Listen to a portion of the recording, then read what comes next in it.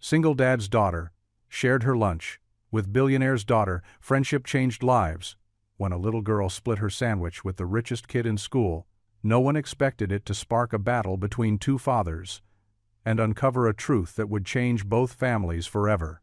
Before we get into the story, comment below where in the world you are watching from today. The cafeteria buzzed with the usual lunchtime chaos. Kids chatted and laughed, their voices bouncing off the pale yellow walls decorated with colorful art projects. The smell of peanut butter and fruit snacks filled the air as lunch boxes clicked open across the long tables. Emma Miller sat at her usual spot, her small fingers carefully unzipping her well-worn lunch bag. Her daddy had packed it that morning, just like he did every day. She smiled at the familiar contents: a sandwich wrapped neatly in wax paper, apple slices in a reused container, and a small chocolate chip cookie that he'd baked himself last night. As she lifted the sandwich to take her first bite, something caught her eye. At the far end of the table sat a girl Emma recognized from her class, Sophia Harrington. Unlike the other kids with their packed lunches or cafeteria trays, Sophia sat alone with nothing in front of her. Her shoulders were hunched, and she kept her eyes fixed on the empty table space before her. Emma's heart did a funny little squeeze. She remembered how it felt on the one day she'd forgotten her lunch at home, that hollow feeling in her tummy and the embarrassment of having nothing while everyone else ate. Her daddy had taught her that sharing was one of the most important things a person could do. Taking a deep breath, Emma gathered her courage.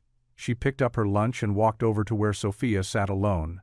Her heart thumped louder with each step. "Hi," Emma said softly, clutching her lunch bag. "Can I sit here?" Sophia looked up, surprise clear in her wide eyes. She nodded quickly, scooting over to make room even though there was plenty of space. Emma settled onto the bench and began unwrapping her sandwich. The wax paper crinkled loudly in the awkward silence between them. Without hesitation, she tore the sandwich perfectly in half, just like her daddy had shown her for sharing with friends. "Would you like half?" Emma held out the portion, trying to sound casual, even though her voice shook a little. "My daddy makes really good sandwiches. It's turkey and cheese with lettuce." Sophia stared at the offered food, then at Emma's face, as if checking to see if this was some kind of trick. Are you sure?" she whispered. "Of course." Emma smiled warmly.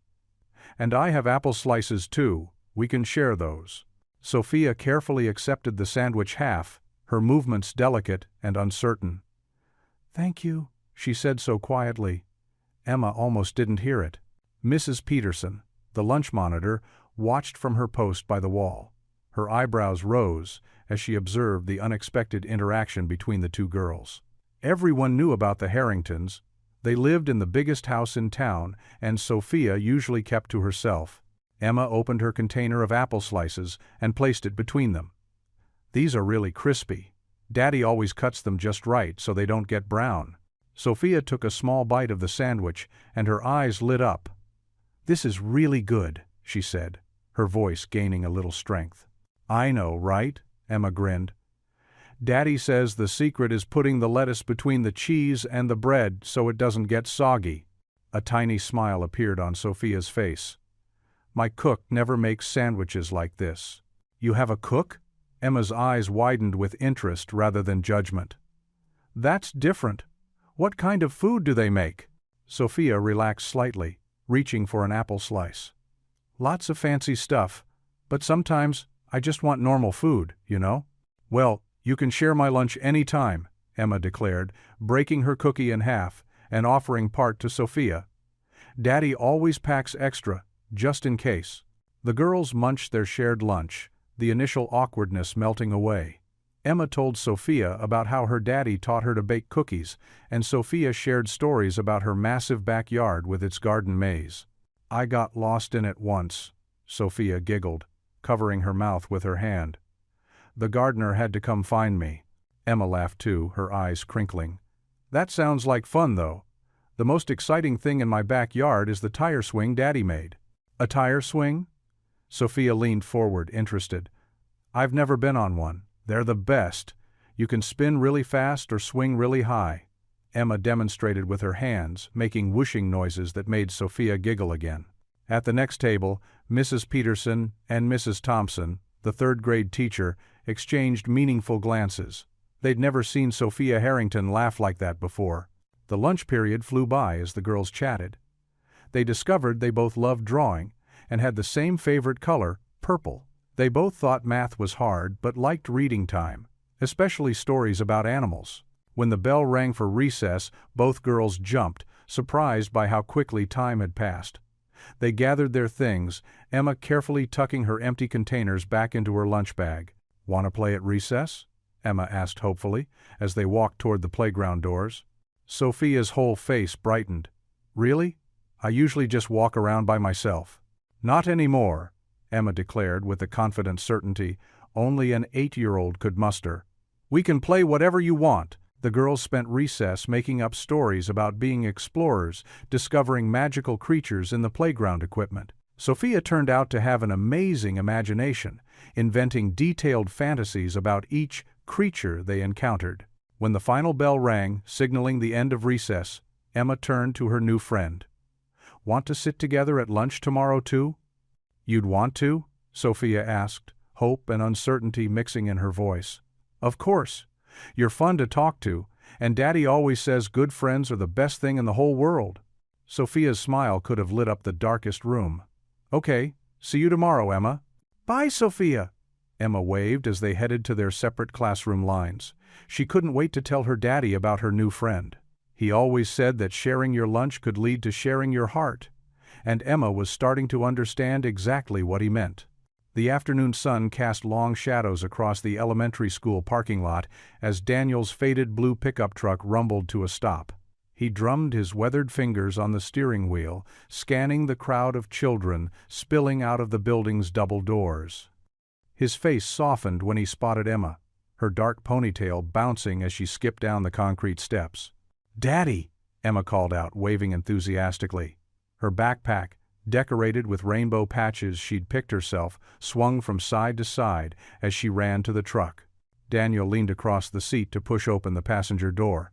"Hey, sweetie, how was your day?" The old door creaked as Emma climbed in, her small sneakers barely reaching the floor of the cab. "It was the best day ever," Emma beamed, her brown eyes sparkling with excitement. She hugged her backpack to her chest as Daniel helped her buckle the seatbelt. "I made a new friend today." "Is that right?" Daniel smiled, pulling away from the curb. The truck's engine grumbled beneath them as they merged into the line of cars leaving the school. "Tell me all about it." "Her name is Sophia," Emma started, practically bouncing in her seat. "She was sitting all alone at lunch, Daddy. She didn't have anything to eat, so I shared my sandwich with her, the one you made me with turkey and lettuce." Daniel glanced at his daughter, warmth spreading through his chest. That was his Emma, always thinking of others. "That was very kind of you, sweetheart." She liked the apple slices too. "And guess what? She's never had a peanut butter and jelly sandwich before. Can you believe that, Daddy?" Emma's face scrunched up in disbelief. "I told her you make the best ones in the whole world." Daniel chuckled, turning onto Oak Street. "Well, that's quite a recommendation." He paused at a stop sign, noticing how animated Emma was about this new friendship. "So, tell me more about Sophia. Is she new to your class?" "Uh-huh. She just started today. She wears really fancy clothes, and her backpack looks brand new." Emma tilted her head thoughtfully. "She said she lives in that big house on Hill Street, you know, the one with the huge gate." Daniel's hands tightened on the steering wheel. The massive estate on Hill Street belonged to Charles Harrington, the businessman whose company buyout had forced hundreds of local workers, including several of Daniel's veteran friends, out of their jobs 5 years ago. "Sophia Harrington?" he asked, keeping his voice carefully neutral. "Yes. Her daddy owns lots of buildings downtown, but she seemed sad about that." Emma's voice grew softer. "She said her daddy works all the time and is never home for dinner." The truck rolled into their driveway, gravel crunching under the tires. Their modest 2-bedroom house, with its slightly peeling white paint and small but well-tended garden, stood in stark contrast to the mansion Emma had described. "I see," Daniel said quietly, putting the truck in park. He helped Emma out of her seat, watching as she skipped up the front path, her backpack bouncing against her shoulders. Throughout the evening, Emma continued to chat about Sophia between bites of spaghetti and during homework time. Daniel listened, his heart growing heavier with each detail. He remembered the cold efficiency with which Charles Harrington had dismantled the factory where many of his friends had worked. The way the man had refused to even meet with the workers' representatives. After dinner, Daniel helped Emma get ready for bed, going through their usual routine. He watched as she carefully arranged her stuffed animals. Each one had its special spot, and climbed under her purple, polka-dot comforter. "Time for sleep, Pumpkin," Daniel said, sitting on the edge of her bed. The bedside lamp cast a warm glow across Emma's face, highlighting the gentle concern in her expression. Emma snuggled deeper into her pillow, her voice dropping to a whisper. "Daddy, Sophia's nice. I think she's lonely." Daniel's chest tightened at the innocent observation. He leaned down and pressed a kiss to Emma's forehead, breathing in the sweet scent of her strawberry shampoo. "Good night, sweetheart," he murmured, standing up and moving toward the door. He paused in the doorway, one hand on the light switch. Emma was already curled up on her side, her favorite teddy bear tucked under her chin. Daniel watched her for a moment, troubled thoughts swirling in his mind. The name Harrington echoed in his head, bringing with it memories of struggle and bitter disappointment. But his daughter's words kept coming back to him. "Sophia's nice. I think she's lonely." The glossy black Mercedes-Benz idled outside Oak Ridge Elementary, its tinted windows reflecting the autumn sunshine. Inside, Charles Harrington's fingers drummed impatiently against his Italian leather briefcase while he checked his platinum watch for the third time in 5 minutes. "Sir," his chauffeur, Matthews, cleared his throat from the front seat. "There's something you should know about Miss Sophia's activities at school lately." Charles looked up from his phone, his steel gray eyes narrowing.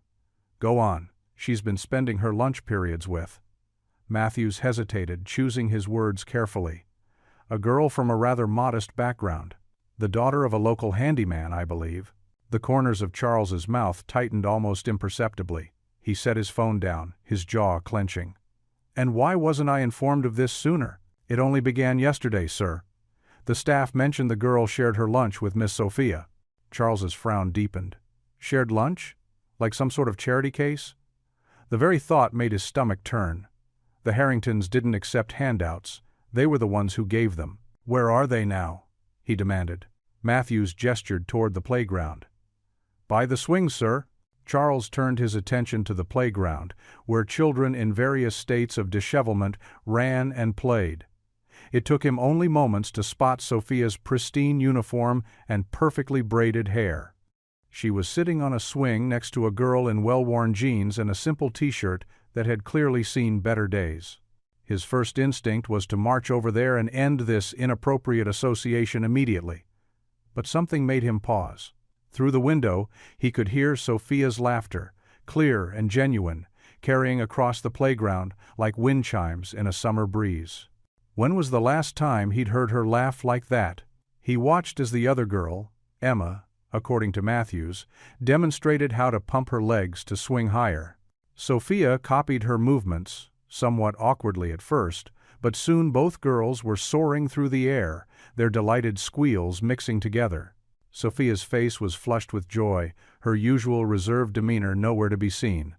The sight stirred something uncomfortable in Charles's chest. His daughter looked happy, truly happy. Not the polite, measured happiness she displayed at charity galas or during piano recitals, but raw, unfiltered joy. Still, this wouldn't do. He couldn't allow Sophia to form attachments to people so far beneath their social station. It would only lead to complications down the road. Better to nip this in the bud now, before she became too invested. "Sir?" Matthews's voice interrupted his thoughts. "Would you like me to have Miss Sophia brought to the car?" Charles watched as Emma jumped off her swing at its highest point, landing with the fearless grace of childhood. Sophia clapped and cheered for her new friend, her eyes sparkling with admiration. "No," Charles decided, his voice firm. "But I want you to find out everything you can about this girl's father. Name, address, employment, history, everything." Matthews nodded, already reaching for his tablet.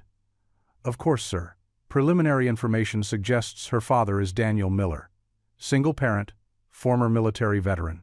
Currently works as a maintenance supervisor at the local community center. Charles's eyebrows rose slightly. A handyman? His lip curled involuntarily. This simply wouldn't do at all. Set up a meeting, he commanded, his tone leaving no room for discussion. I need to speak with this Mr. Miller, personally. Would you like me to schedule it through his employer, sir? No. Charles straightened his Italian silk tie, his expression hardening. I'll handle this directly. Find out where he works, and when his shift ends. I'll pay him a visit myself. Very well, sir. Matthews made a note on his tablet. And Miss Sophia? Charles glanced once more at the playground, where the two girls were now sharing what appeared to be a pack of fruit snacks, huddled together on the swings like conspirators sharing secrets. Let her finish her recess, he said finally, his voice tight with disapproval. But this ends soon enough. A Harrington needs to maintain certain standards, and this association falls well below them. He picked up his phone again, effectively ending the conversation. But his eyes kept drifting back to the playground, to his daughter's radiant smile. It was the same smile her mother had worn, back when they'd first met, before money and status had corrupted everything. The thought made him uncomfortable, and he pushed it aside. He was doing what was best for Sophia, protecting her from future disappointment. Better to end this now, before she became too attached to this Miller girl. Have the car ready at 3, he instructed Matthews, and make sure you have Mr. Miller's work address by then. His chauffeur nodded silently, but Charles barely noticed. His mind was already formulating how to handle this situation. He'd built his empire by identifying and eliminating potential problems before they could grow into actual threats. This would be no different. The bell rang, signaling the end of recess. Charles watched as Emma and Sophia gathered their things, sharing one last laugh before heading toward their respective classroom lines. His daughter's happiness was palpable, even from this distance, and for a brief moment, doubt flickered across his features. But he quickly suppressed it. He knew what was best for his daughter, and it certainly wasn't friendship with a handyman's child. He'd learned long ago that mixing social classes only led to heartache and resentment. Turning to Matthews, he spoke with renewed determination. I need to meet this girl's father, today. The afternoon sun cast long shadows across the school parking lot as parents lined up in their vehicles, waiting to collect their children. Daniel Miller leaned against his weathered blue pickup truck, his work boots scuffed from a long day at the construction site. He watched the school entrance, waiting for Emma's familiar skip down the steps. A sleek black Mercedes-Benz cut through the pickup line, drawing disapproving glances from other parents. The car pulled to a smooth stop directly in front of Daniel's truck. The door opened, and Charles Harrington emerged, his tailored suit a stark contrast to the casual attire of other parents. Daniel straightened his posture, instantly recognizing the billionaire from newspaper photos. His jaw tightened as Charles approached, each step deliberate and commanding. Mr. Miller, I presume? Charles's voice carried the practiced smoothness of countless business negotiations. I believe we need to discuss your daughter's interaction with my Sophia. Daniel crossed his arms, keeping his voice level. My daughter has a name. It's Emma. Yes, Emma? Charles adjusted his gold cufflinks. While I appreciate children being friendly, there need to be certain boundaries. Your daughter's behavior, sharing food with Sophia, it's inappropriate. We have our own chef prepare Sophia's meals. She doesn't need handouts. Heat rose in Daniel's chest. Handouts? Is that what you call kindness these days? I call it overstepping, Charles replied coldly. Perhaps you should teach your daughter about personal space and social boundaries. The school doors burst open as children poured out, their excited chatter filling the air. Emma emerged with Sophia beside her, both girls giggling over something in Emma's hand. When they spotted their fathers, Emma's face lit up, while Sophia's smile faded slightly. Daddy, Emma called out, running toward them with Sophia trailing behind. She stopped short, noticing the tension between the two men. Is everything okay? Charles turned to Emma, his expression stern. Young lady, while your intentions might be nice, Sophia doesn't need.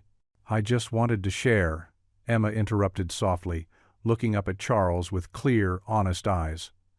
Everyone deserves a friend. Even if they're rich and have fancy lunches. She glanced at Sophia, who stood quietly nearby. Besides, sharing my daddy's peanut butter and honey sandwiches makes me happy. Charles's mouth opened, then closed.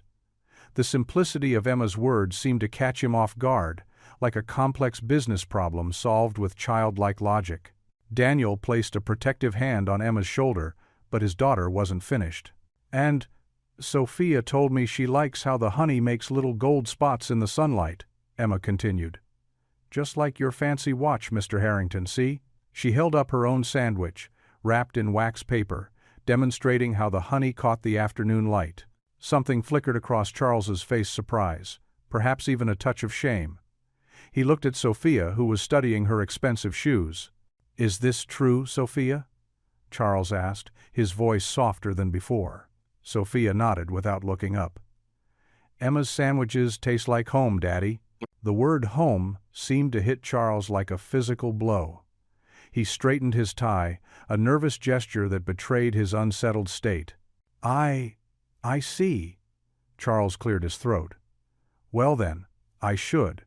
He turned abruptly, walking back to his car with quick steps. The Mercedes-Benz pulled away smoothly, leaving behind a confused Sophia and an awkward silence. Daniel squeezed Emma's shoulder gently, his heart swelling with pride at his daughter's simple wisdom, even as worry gnawed at his gut. He watched the luxury car disappear around the corner, knowing this wouldn't be the end of their interaction with Charles Harrington. Come on, sweetie, Daniel said softly. Time to head home. Emma waved to Sophia, who was being led away by her nanny. See you tomorrow, she called out cheerfully, as if the tense exchange between their fathers hadn't happened at all. As Daniel helped Emma into the truck, he caught her looking thoughtfully at her lunchbox. You okay, kiddo? Daddy, she said, buckling her seatbelt. Why did Mr. Harrington look so sad when I mentioned sharing? Daniel started the truck, the familiar rumble of the engine filling the silence as he considered his answer. Sometimes, sweetheart, people forget that the best things in life are free. The evening light filtered through the worn curtains of Daniel's modest, two-bedroom home, casting a warm glow across the living room's faded wallpaper. He sat in his old leather armchair, the one he'd rescued from a yard sale years ago, with a cardboard box of memories spread across his lap. The house was quiet except for Emma's soft humming from the kitchen table, where she worked on her latest art project. Daniel's calloused fingers traced the edges of yellowed envelopes, each one carrying the weight of his military past. Letters from his old squad mates, commendations, and photographs spilled onto the cushions beside him. But it was the newspaper clipping that caught his attention, the one he'd kept as a bitter reminder. The headline read, Harrington Industries acquires Veterans Manufacturing Co. He remembered that day clearly. The factory floor had fallen silent as their supervisor delivered the news.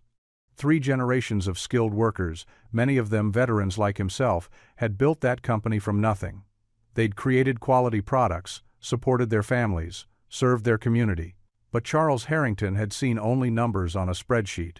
Just business, they'd said when the layoffs began, just business when the pension fund disappeared, just business when families lost their homes. Daniel's jaw tightened as he unfolded another letter, this one from Mike Thompson, his old shift supervisor. Mike had taken his own life 6 months after the closure, leaving behind 3 kids and a mountain of debt. The words on the page blurred as Daniel blinked back angry tears. Look, Daddy! Emma's cheerful voice cut through his dark thoughts. She held up a piece of construction paper covered in bright crayon marks. It's me and Sophia. Daniel forced a smile, watching as his daughter carefully added the finishing touches to her artwork. The figures were typical child drawings, stick arms and giant smiles. But Emma had taken special care with the details. One figure wore what looked like a fancy dress, while the other sported overalls like the ones Emma loved to wear. That's nice, sweetheart, he managed, though the words felt thick in his throat. He glanced back at the newspaper clipping in his lap. The photo showed Charles Harrington at some charity gala, champagne glass in hand, that signature smirk on his face. The same face that had looked down at Daniel today in the school parking lot, as if he were something unpleasant, stuck to the bottom of his Italian leather shoes.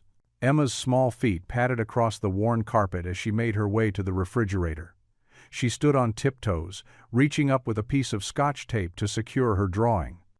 The refrigerator was already a gallery of her artwork, school assignments, birthday cards, and now this latest addition.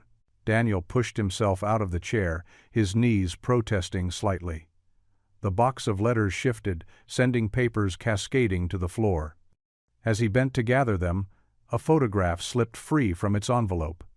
It showed his old work crew standing proud outside the factory gates. 23 faces smiled back at him, all of them believing in the American dream.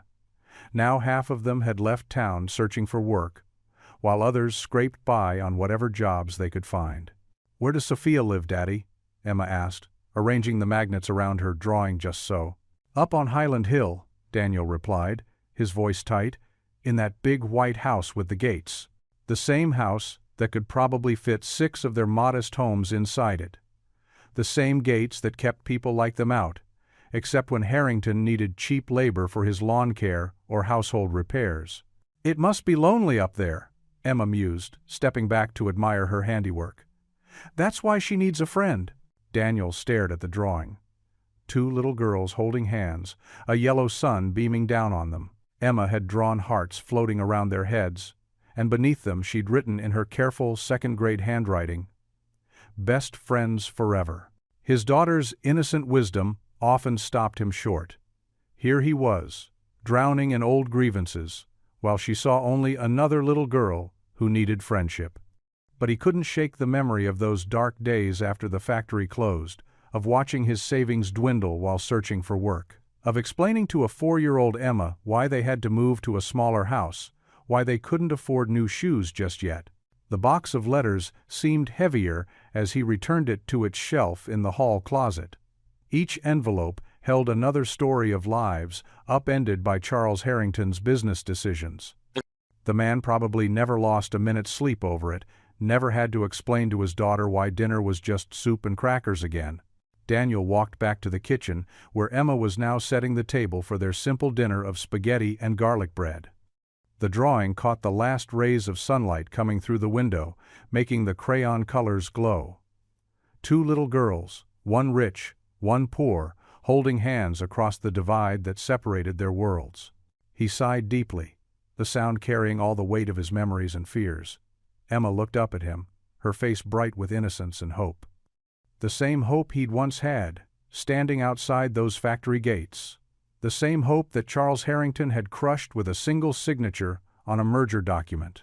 The drawing watched him from the refrigerator door, a cheerful reminder that his daughter lived in a different world than his own bitter one. In her world, friendship didn't care about bank accounts or social status. In her world, sharing a sandwich could bridge any gap. Daniel turned away from the refrigerator, his heart heavy with the collision of past and present.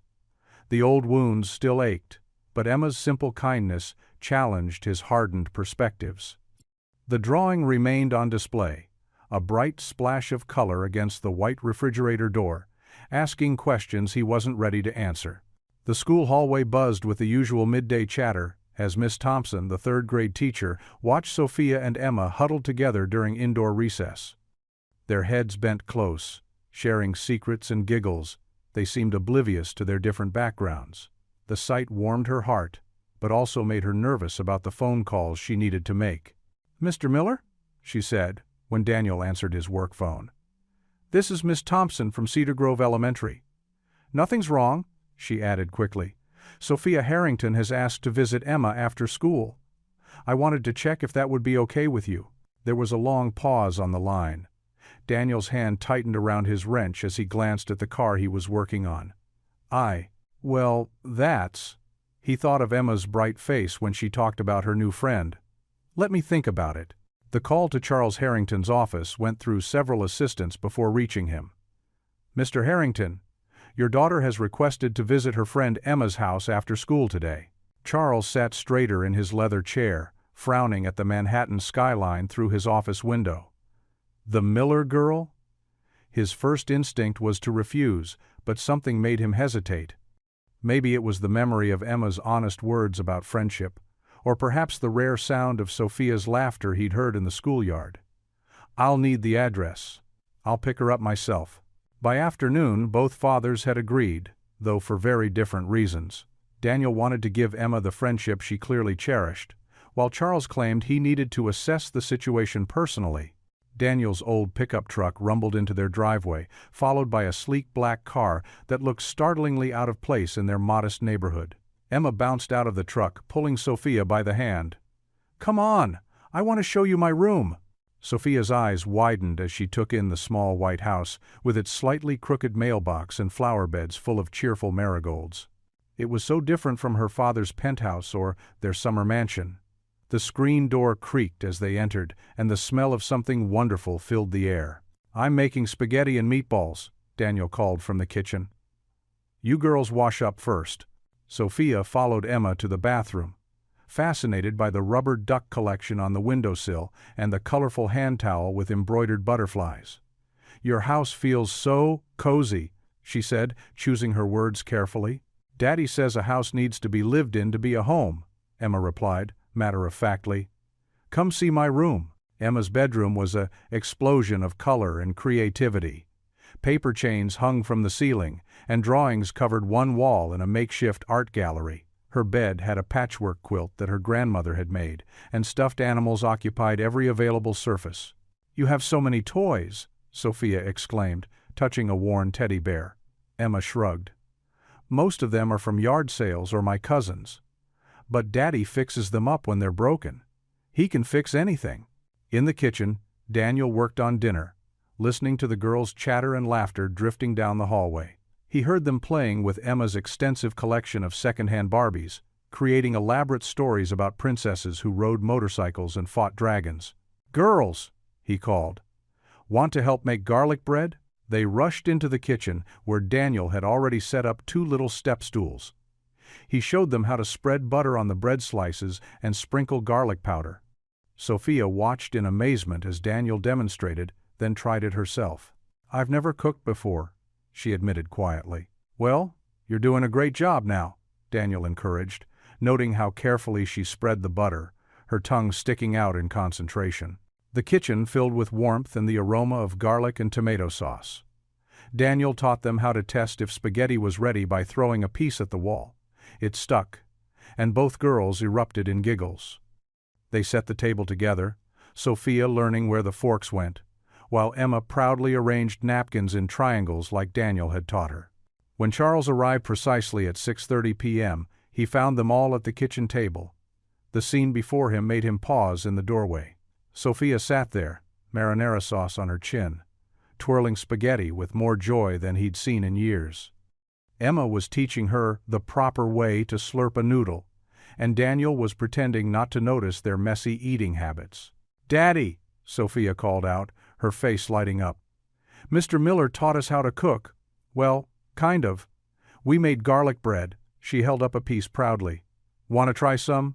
Charles stood frozen, taking in the casual warmth of the scene. The mismatched plates, the children's artwork on the refrigerator, the easy way Daniel reached over to wipe sauce from Emma's cheek, it all spoke of a comfortable intimacy he'd never managed with his own daughter. "I need to get you home, Sophia. It's a school night," he said stiffly, but his voice lacked its usual authority. Sophia's face fell slightly, but she nodded and began gathering her things. "Thank you for dinner, Mr. Miller. It was the best spaghetti ever." "You're welcome here any time, Sophia," Daniel replied, and meant it, despite his lingering reservations about her father. As Charles led Sophia to the car, he heard her chattering about everything they'd done, the cooking, the games, the stories they'd shared. Her eyes sparkled with excitement, her usual reserve completely forgotten. In that moment, watching her animation, Charles felt something he hadn't experienced in years: envy. He looked back at the modest house, where Emma was waving from the front door, Daniel's hand resting protectively on her shoulder. The sight of their easy affection made his chest tighten. All his wealth, all his power, and yet he couldn't remember the last time Sophia had looked at him the way she looked at Daniel during dinner. With that simple, complete trust. Morning sunlight streamed through the floor-to-ceiling windows of Charles Harrington's penthouse office, casting long shadows across his polished mahogany desk. In his hands, he held a slightly crumpled piece of paper, Sophia's latest drawing. Two stick figures, holding hands, stood beneath a bright yellow sundae. One had a crown-like shape above her head, labeled "Me," while the other wore what appeared to be a red cape with "Emma" written beside it in wobbly letters. Charles ran his thumb over the crayon marks, noticing how the lines pressed deep into the paper, as if Sophia had put her whole heart into each stroke. The girls stood in front of what looked like Emma's house, a simple square with a triangle roof, smoke curling from the chimney. It was nothing like their mansion, yet Sophia had drawn it with such care. Mr. Harrington? His assistant, Rebecca, stood in the doorway, tablet in hand. The quarterly reports are ready for review, and Mr. Chen from Singapore is waiting on line 2 about the merger. Charles didn't look up. How long has it been since Sophia drew anything for me, Rebecca? The assistant shifted uncomfortably. I'm not sure, sir. 3 years, he said quietly. Not since her mother left. He carefully placed the drawing on his desk, smoothing out the corners. The merger can wait. What else do we have today? Rebecca scrolled through her tablet. The board meeting at 11, lunch with the investors at 1, and the contract review for the Thompson property at 3. She paused. And Sophia's school called. There's a parent-teacher conference next week. Charles nodded absently, his eyes still fixed on the drawing. The stick figures smiled up at him with simple, curved lines. When was the last time he'd seen Sophia smile like that at home? Across town, Daniel's old pickup truck rumbled to a stop in front of Riverside Elementary. The morning drop-off line moved slowly, parents saying goodbye to their children between sips of coffee. Emma sat in the passenger seat, her lunchbox clutched to her chest, containing an extra apple, just in case Sophia wanted to share again. "Remember what we talked about, sweetheart?" Daniel asked, his hands tight on the steering wheel. Emma nodded. "Be kind, but be careful." She looked at her father with those wise eyes that sometimes made his heart ache. "But Daddy, Sophia's not mean like you thought. She's just sad sometimes." Daniel's expression softened. He reached over and tucked a strand of hair behind Emma's ear. "I know, baby. Sometimes grown-ups make things more complicated than they need to be." The line moved forward. Through the windshield, they could see Sophia climbing out of the sleek black car that brought her to school each day. Unlike the other children who rushed to join their friends, she stood alone for a moment, watching the car drive away. "Can I go say hi?" Emma asked, already reaching for her backpack.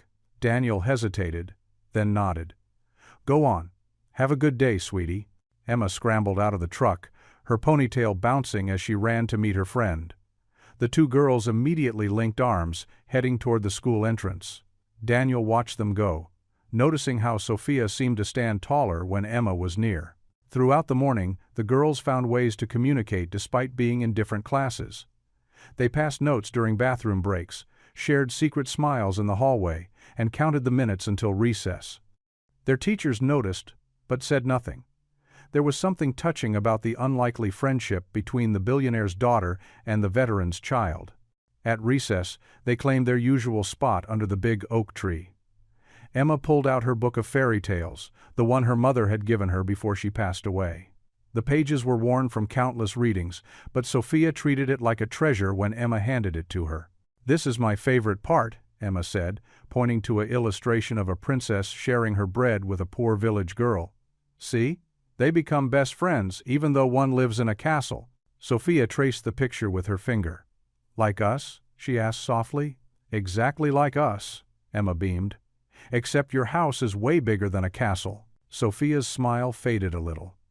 "But your house feels more like home." She pulled her knees up to her chest, watching other kids play on the swings. "Yesterday, when your dad made us grilled cheese?" He cut off the crusts without asking, and he knew exactly how you like your apple slices. Emma nodded. "Daddy always knows what I like. He says that's his job. To pay attention to the little things that make me happy." The girls sat quietly for a moment, the sounds of the playground floating around them. A cool breeze rustled the pages of the fairy tale book. "Your daddy looks at you when you talk," Sophia continued, her voice barely above a whisper. "Mine is always looking at his phone." She picked at a blade of grass. "And when you got paint on your shirt yesterday? Your daddy just laughed and said it would wash out. Mine would have been so angry about ruining clothes. Emma reached over and squeezed her friend's hand. Maybe he just forgot how to be a daddy. Sometimes grown-ups forget important things. Sophia leaned closer to Emma, her next words so quiet they nearly disappeared into the playground noise. I wish your daddy was mine too. Mrs. Martinez, the playground monitor, stood nearby, checking her watch. Her eyes widened at Sophia's words, and she quickly turned away, pretending to be interested in a group of boys playing basketball. But her heart ached for the little girl, whose soft confession carried more weight than any child should have to bear. The two girls continued sitting under the oak tree, Emma's fairy tale book open between them, while the autumn sun painted shadows through the leaves. They were just children sharing stories, but their friendship had already begun to unravel something much bigger than themselves. Mrs. Martinez glanced back at them one more time. The billionaire's daughter and the veteran's child. An unlikely pair that somehow made perfect sense. She thought about marking it in her daily report but decided some things were better left unwritten. Sometimes the most important lessons happened in these quiet moments, far from adult eyes and expectations. The autumn evening settled over Pine Grove Elementary as parents arrived for pickup. Miss Jenkins, a veteran teacher with kind eyes and silver-streaked hair, stood by the front entrance. She wrung her hands, watching both Charles Harrington's black luxury car and Daniel Miller's weathered pickup truck approach from opposite directions. "Mr. Harrington, Mr. Miller," she called out, her voice gentle but firm. "Could I speak with both of you for a moment? It's about the girls." Charles stepped out of his car, his Italian leather shoes clicking against the pavement. Daniel emerged from his truck, work boots scuffed from a long day at his job. They stood as far apart as possible, while still being able to hear Miss Jenkins. "What's this about?" Charles demanded, checking his watch. Miss Jenkins took a deep breath. "During recess today, I overheard something that concerns me. Sophia said something to Emma that I believe you both should know about." She paused, choosing her words carefully. She told Emma she wished Mr. Miller was her father too. Charles's face darkened like a gathering storm. His fingers tightened around his leather briefcase until his knuckles turned white. "Excuse me?" Daniel's expression shifted between surprise and discomfort. He stuffed his hands in his jacket pockets, rocking back on his heels. "This is completely unacceptable," Charles spat out. "What kind of influence are you having on my daughter?" He turned on Daniel, taking a step forward. "First the lunch sharing, then the play date, and now this? Hey, don't blame me for being there for a child who clearly needs attention." Daniel shot back, his voice rising. "Maybe if you spent less time in your ivory tower and more time being a father." "How dare you?" Charles's face flushed red. "You know nothing about my relationship with my daughter. Nothing. You're just some small-town nobody, trying to worm your way into..." "Into what?" Daniel's military bearing emerged as he drew himself up. "Into showing a little girl what it's like to have someone actually care about her day. To have someone ask about her feelings, instead of just throwing money at her." Miss Jenkins stepped between them. "Gentlemen, please. This isn't helping." "Stay out of this," Charles snapped. He jabbed a finger toward Daniel. "I want you and your daughter to stay away from Sophia. This ends now." "You can't control everything with your money, Harrington," Daniel growled. "These girls have formed a real friendship, something you probably wouldn't recognize if it bit you." Around the corner of the building, Emma and Sophia huddled together, listening to their father's angry voices. Tears rolled down Sophia's cheeks as she squeezed Emma's hand. "I didn't mean to cause trouble," Sophia whispered, her voice trembling. Your dad makes me feel special. He remembers what I like and doesn't like. He asks me questions about my day." Emma wrapped her arms around her friend. "It's not your fault. Grown-ups are weird sometimes." Back at the entrance, the argument continued to escalate. "I've looked into you, Miller," Charles said, his voice cold and calculated. "I know about your connection to Marshall Manufacturing. You're just using my daughter to get back at me for your own failures." Daniel's face went pale, then red with anger. "You arrogant. You destroyed lives with that takeover. Good people lost everything they'd worked for, and you didn't even blink." "It was business," Charles dismissed with a wave of his hand. Something you clearly don't understand. Business? Daniel's laugh was bitter. Is that what you call crushing people's dreams? Is that what you tell yourself when you're alone in that big, empty house of yours? Charles took another threatening step forward. You're done here, Miller. I'll have my lawyers draw up a restraining order if I have to. The girls crept closer, still holding hands tightly. Their friendship, formed over shared lunches and innocent conversations, felt more important than all the angry words being thrown around. Emma, Sophia whispered, promise you'll still be my friend, even if they try to stop us? Emma nodded solemnly. Best friends forever. Pinky swear? She held out her little finger. Sophia linked her pinky with Emma's, managing a wobbly smile through her tears. Forever. The sound of sniffling finally caught the adults' attention. All three turned to see the girls standing there, hands clasped tightly together, tears streaming down their faces.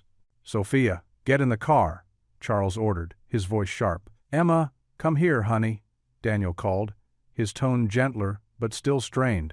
Neither girl moved. They stood their ground, fingers interlocked, presenting a united front against their father's anger. You can't stop us from being friends, Emma declared, her young voice surprisingly steady. It's not fair, Sophia nodded, finding courage in her friend's words. Please, Daddy. Emma's my only real friend, the only one who likes me for me. Not because of our money. Charles flinched at his daughter's words, but his face remained stern. This isn't up for discussion, Sophia. Get in the car now.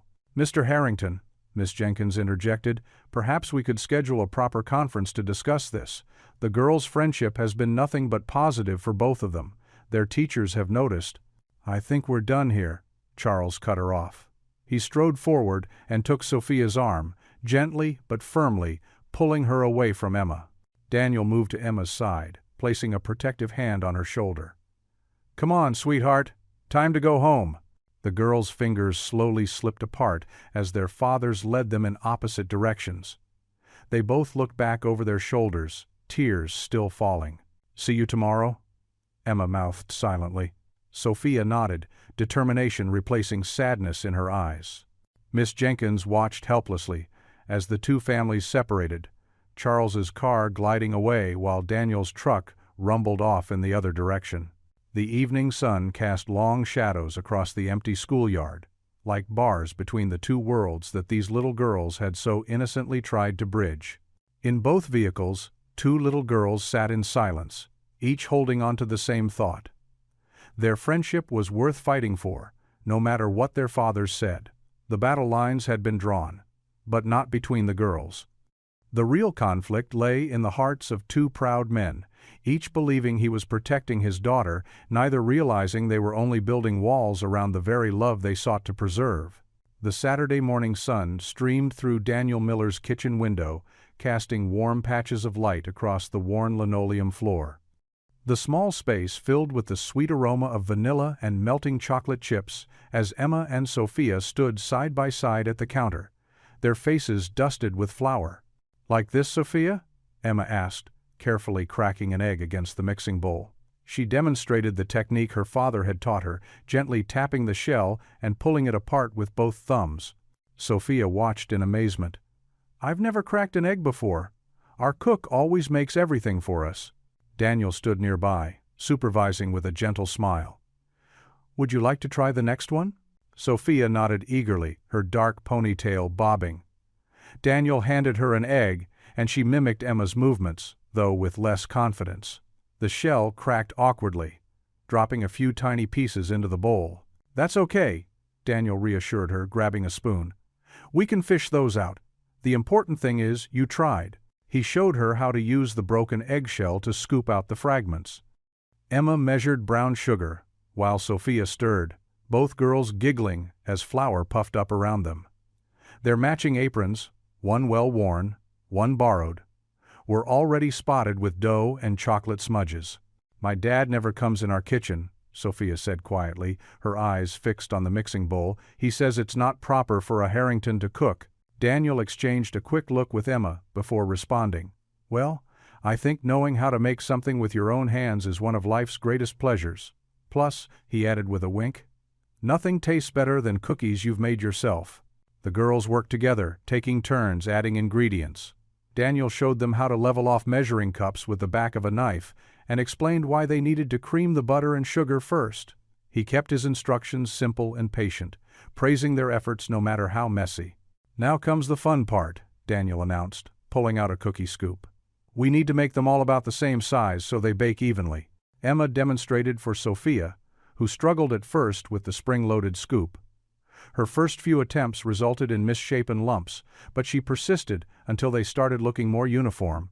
"Look, Daddy, Sophia's getting really good at it." Emma beamed proudly at her friend's progress. Outside the kitchen window, Charles Harrington's sleek black car pulled up to the curb 15 minutes early. He stepped out, straightening his expensive suit, but paused when he heard laughter floating through the screen door. Charles approached quietly, stopping just short of the porch steps. Through the window, he could see Sophia rolling cookie dough between her palms, her face lit up with concentration and joy.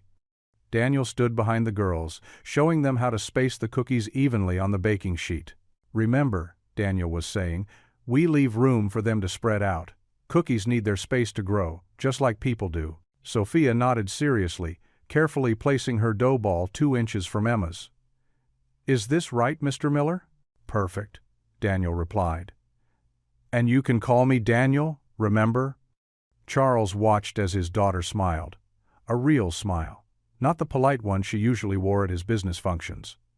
She looked different here in this modest kitchen, more relaxed, more childlike. Her usually pristine clothes were messy, her hair slightly disheveled, but she radiated happiness. The timer dinged, and Daniel helped the girls slide their first batch out of the oven. The smell of fresh-baked cookies wafted through the screen door, making Charles's stomach growl unexpectedly. "Now we wait 5 minutes before moving them to the cooling rack," Daniel explained. "Who wants to set the timer?" Both girls raised their hands, then laughed when they realized they'd done the same thing. Daniel let them take turns pressing the buttons on the old digital timer. "While we wait," Daniel continued, "let's clean up a bit. Baking teaches us that good cooks always keep their workspace tidy." Charles watched as his daughter, his Sophia, who had maids to pick up after her at home, willingly grabbed a damp cloth and helped Emma wipe down the counter. The girls worked in comfortable sync, chatting about their favorite cookies and what they might bake next time.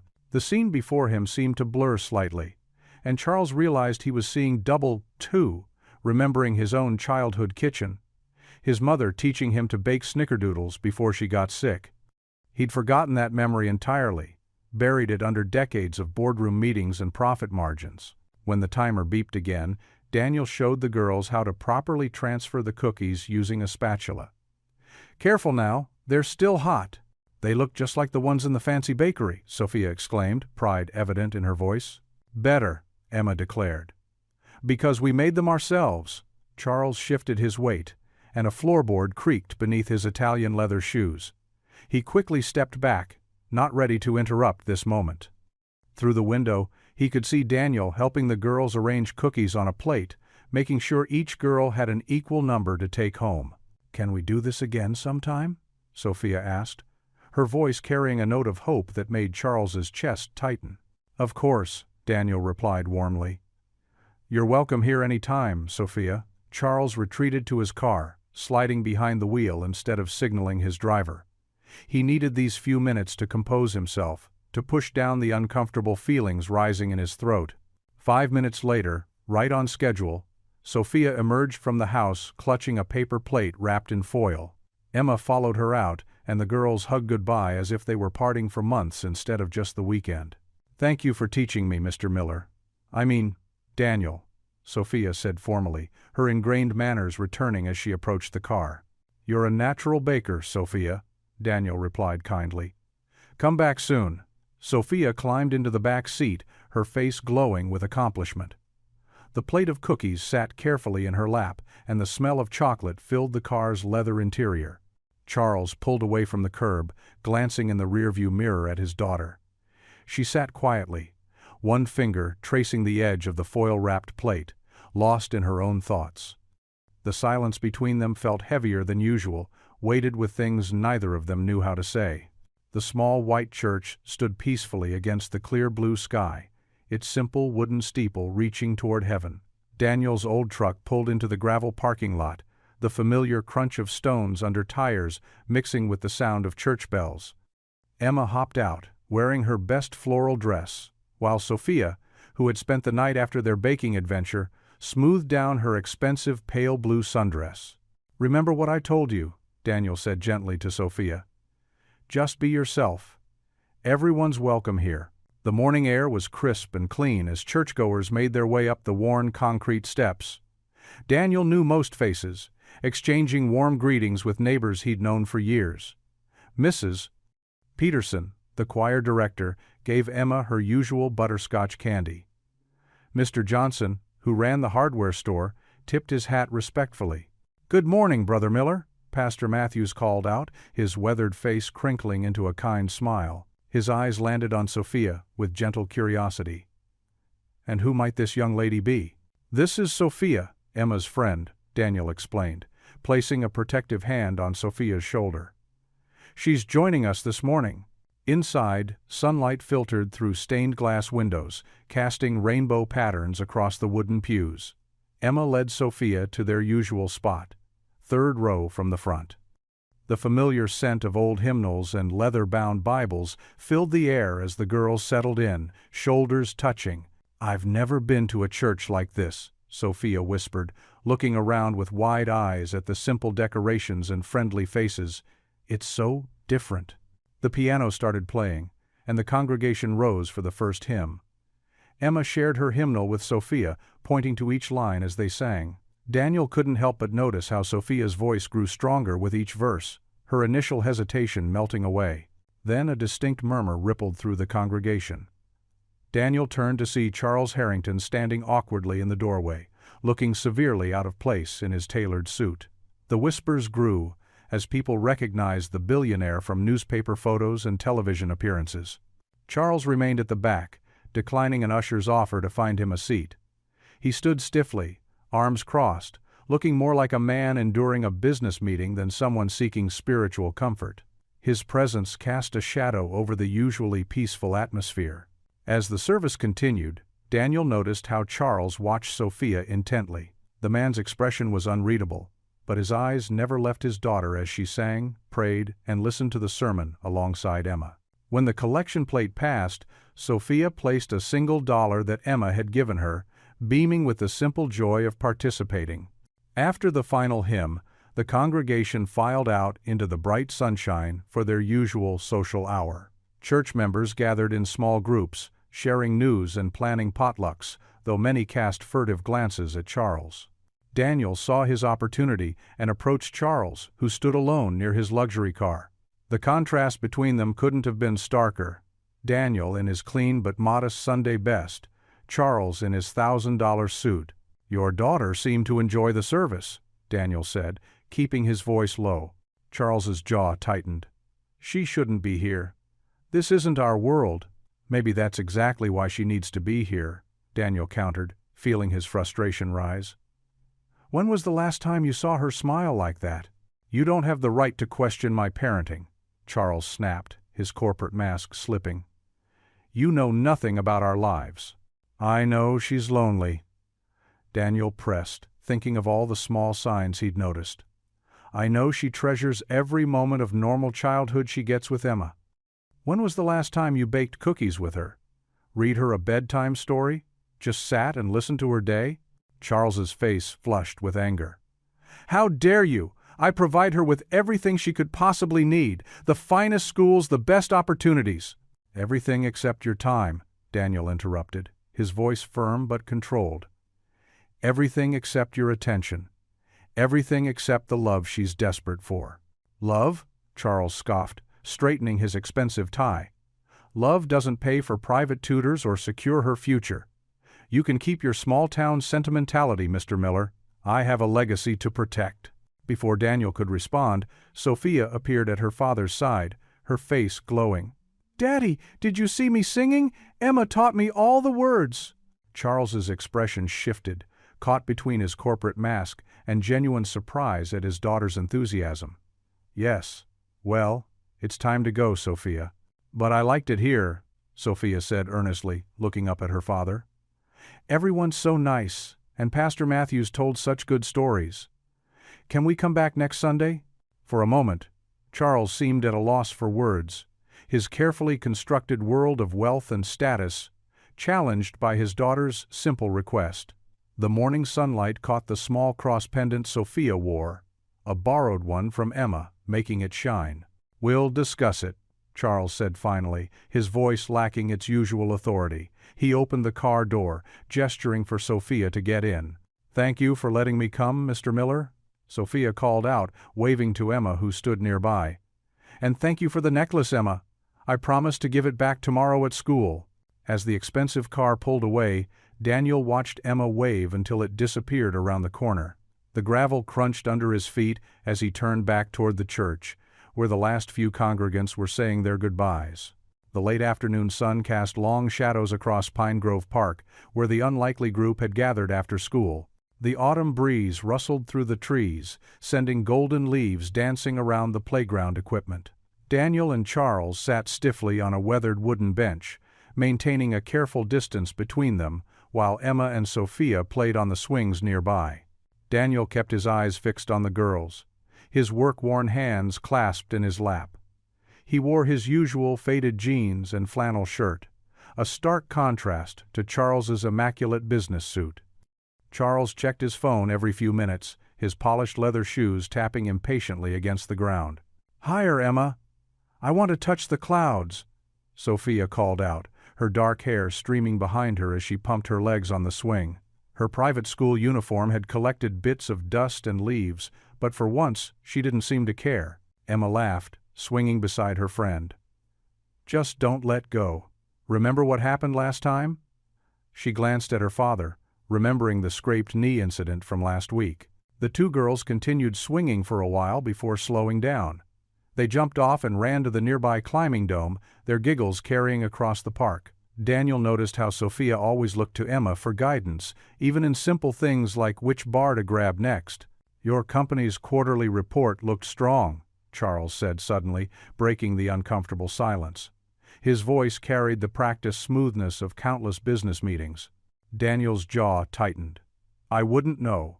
I work with my hands these days, remember?" The bitterness in his voice was impossible to miss. Before Charles could respond, the girls' conversation drifted over to them. They had settled into the sandbox now, building what looked like a castle with their hands. "Do you ever miss your mom?" Emma asked innocently, patting down the sandy walls of their creation. Sophia's hands stilled in the sand. She looked down, her shoulders dropping slightly. "I barely remember her. She left when I was really little." Daniel's attention shifted fully to their conversation, though he tried to appear casual about his eavesdropping. Charles had gone completely still beside him. "She said she couldn't handle Daddy's lifestyle anymore," Sophia continued, her voice growing quieter. "Now it's just me and Daddy, but he's always too busy. Sometimes I eat dinner alone with Martha, our housekeeper." Emma reached over and squeezed her friend's hand, leaving sandy fingerprints on her sleeve. "That must be really hard. When I miss my mom, Daddy says she's watching over me from heaven. At least your mom is still somewhere." "Yeah, but sometimes I think it hurts more knowing she chose to leave," Sophia whispered, wiping quickly at her eyes. "Daddy never talks about her. He just works and works and works." Daniel felt his chest tighten. He glanced at Charles, whose face had become a mask of practiced indifference. But Daniel recognized the slight tremor in the other man's hands. It was the same one he'd had when Emma first asked about her mother's death. "You can share my daddy sometimes," Emma offered with the simple generosity of childhood. "He makes the best pancakes, and he always has time for stories." Sophia's smile wobbled. "That's why I like coming to your house. It feels warm, like how I imagine a real home should feel." Daniel's earlier anger began to fade, replaced by a deep sadness. He remembered the countless nights he'd spent holding Emma after her mother's death, how they'd helped each other heal. Looking at Sophia now, he saw not the daughter of a wealthy businessman who had contributed to his downfall, but a little girl carrying her own heavy burden of loss. Charles shifted uncomfortably on the bench, his expensive suit crinkling. He opened his mouth as if to speak, then closed it again, his pride visibly warring with something deeper. "We should have a sleepover," Emma suggested brightly. "Daddy makes hot chocolate with tiny marshmallows. And we can build a pillow fort." "I've never had a pillow fort," Sophia admitted, her eyes lighting up at the idea. Daniel watched as the girls continued planning their imaginary sleepover, their sandy castle forgotten. He noticed how Sophia's careful, practiced manners disappeared when she was with Emma, replaced by genuine childhood excitement. The sun had begun to set, painting the sky in shades of pink and orange. Charles checked his watch again, but this time with what looked like reluctance rather than impatience. "Sophia," he called out, his voice softer than usual. "Time to go, sweetheart." As Sophia stood and dusted off her uniform, Daniel caught the flash of disappointment across her face, the same look he'd seen countless times on Emma's face when their time together had to end. Charles rose from the bench, straightening his suit jacket with practiced precision.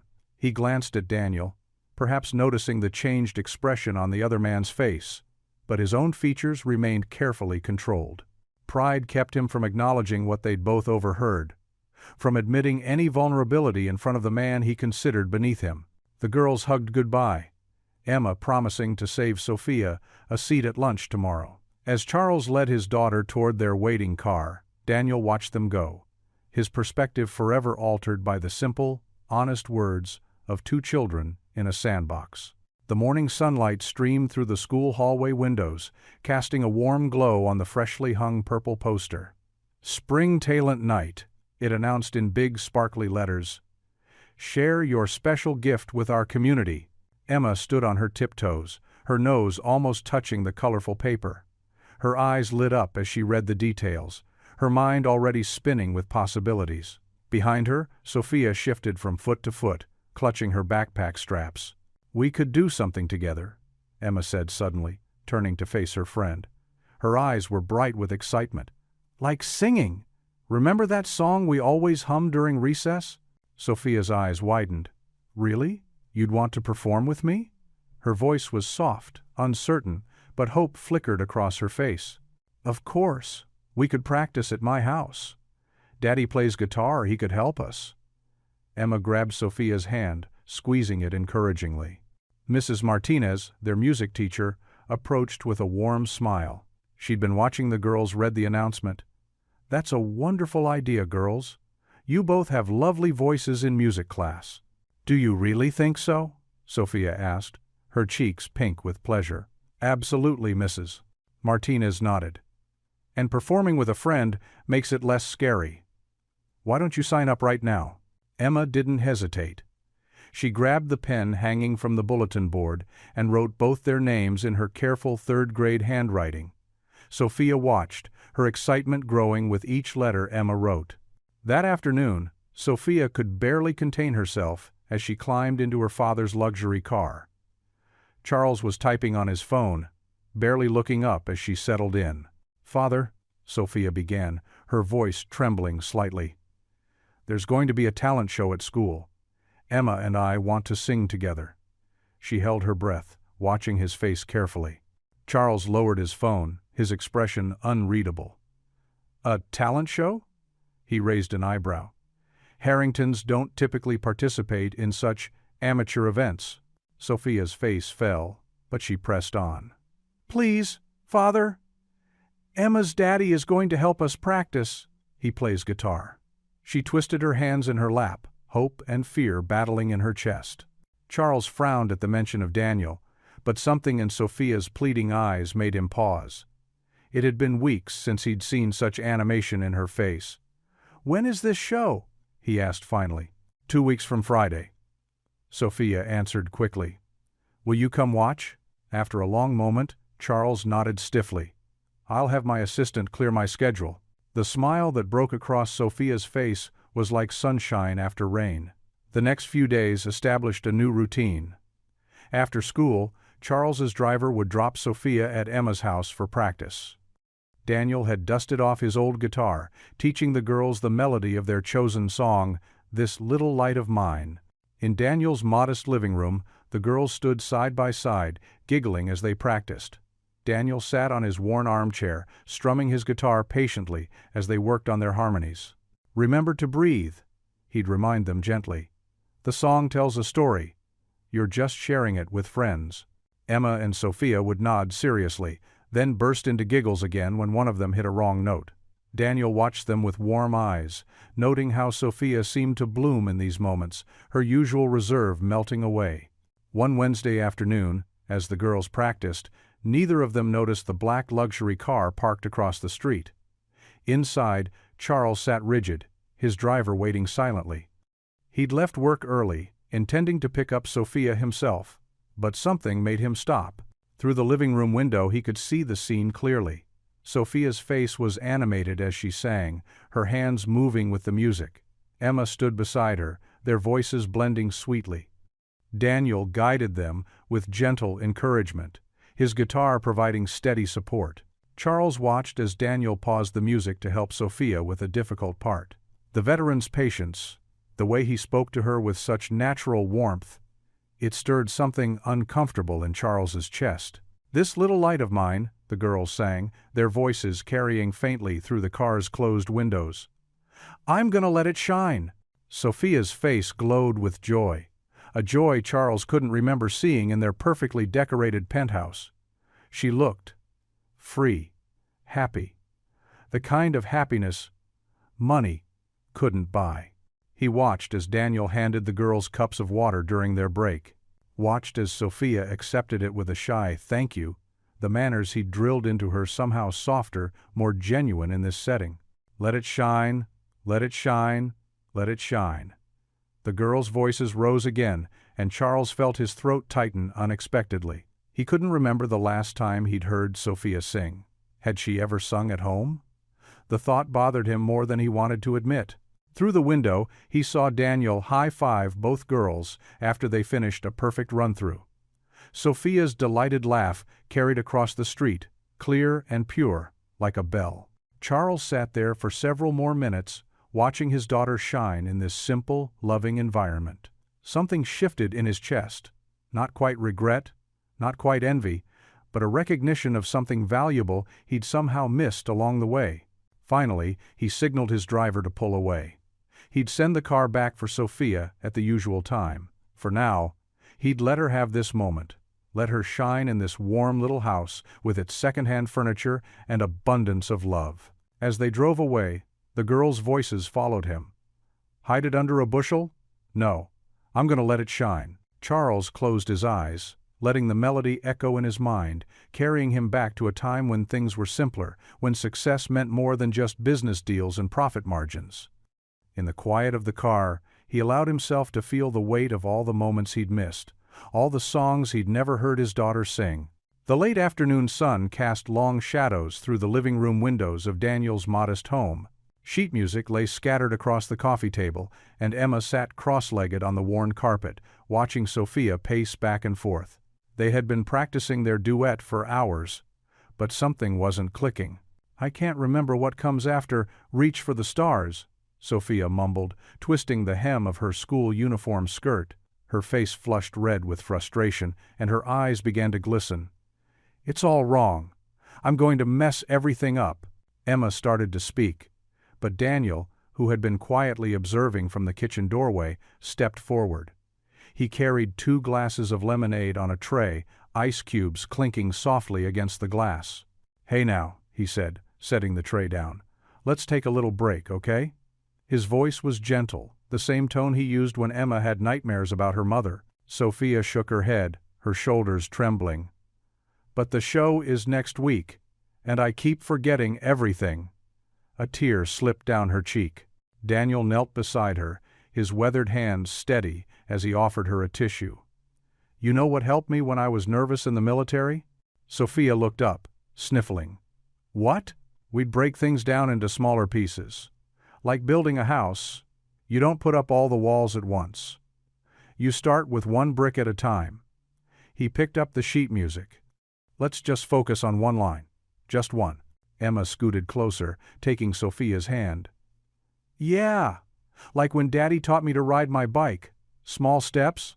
Daniel smiled at his daughter, then turned back to Sophia. Close your eyes for a minute.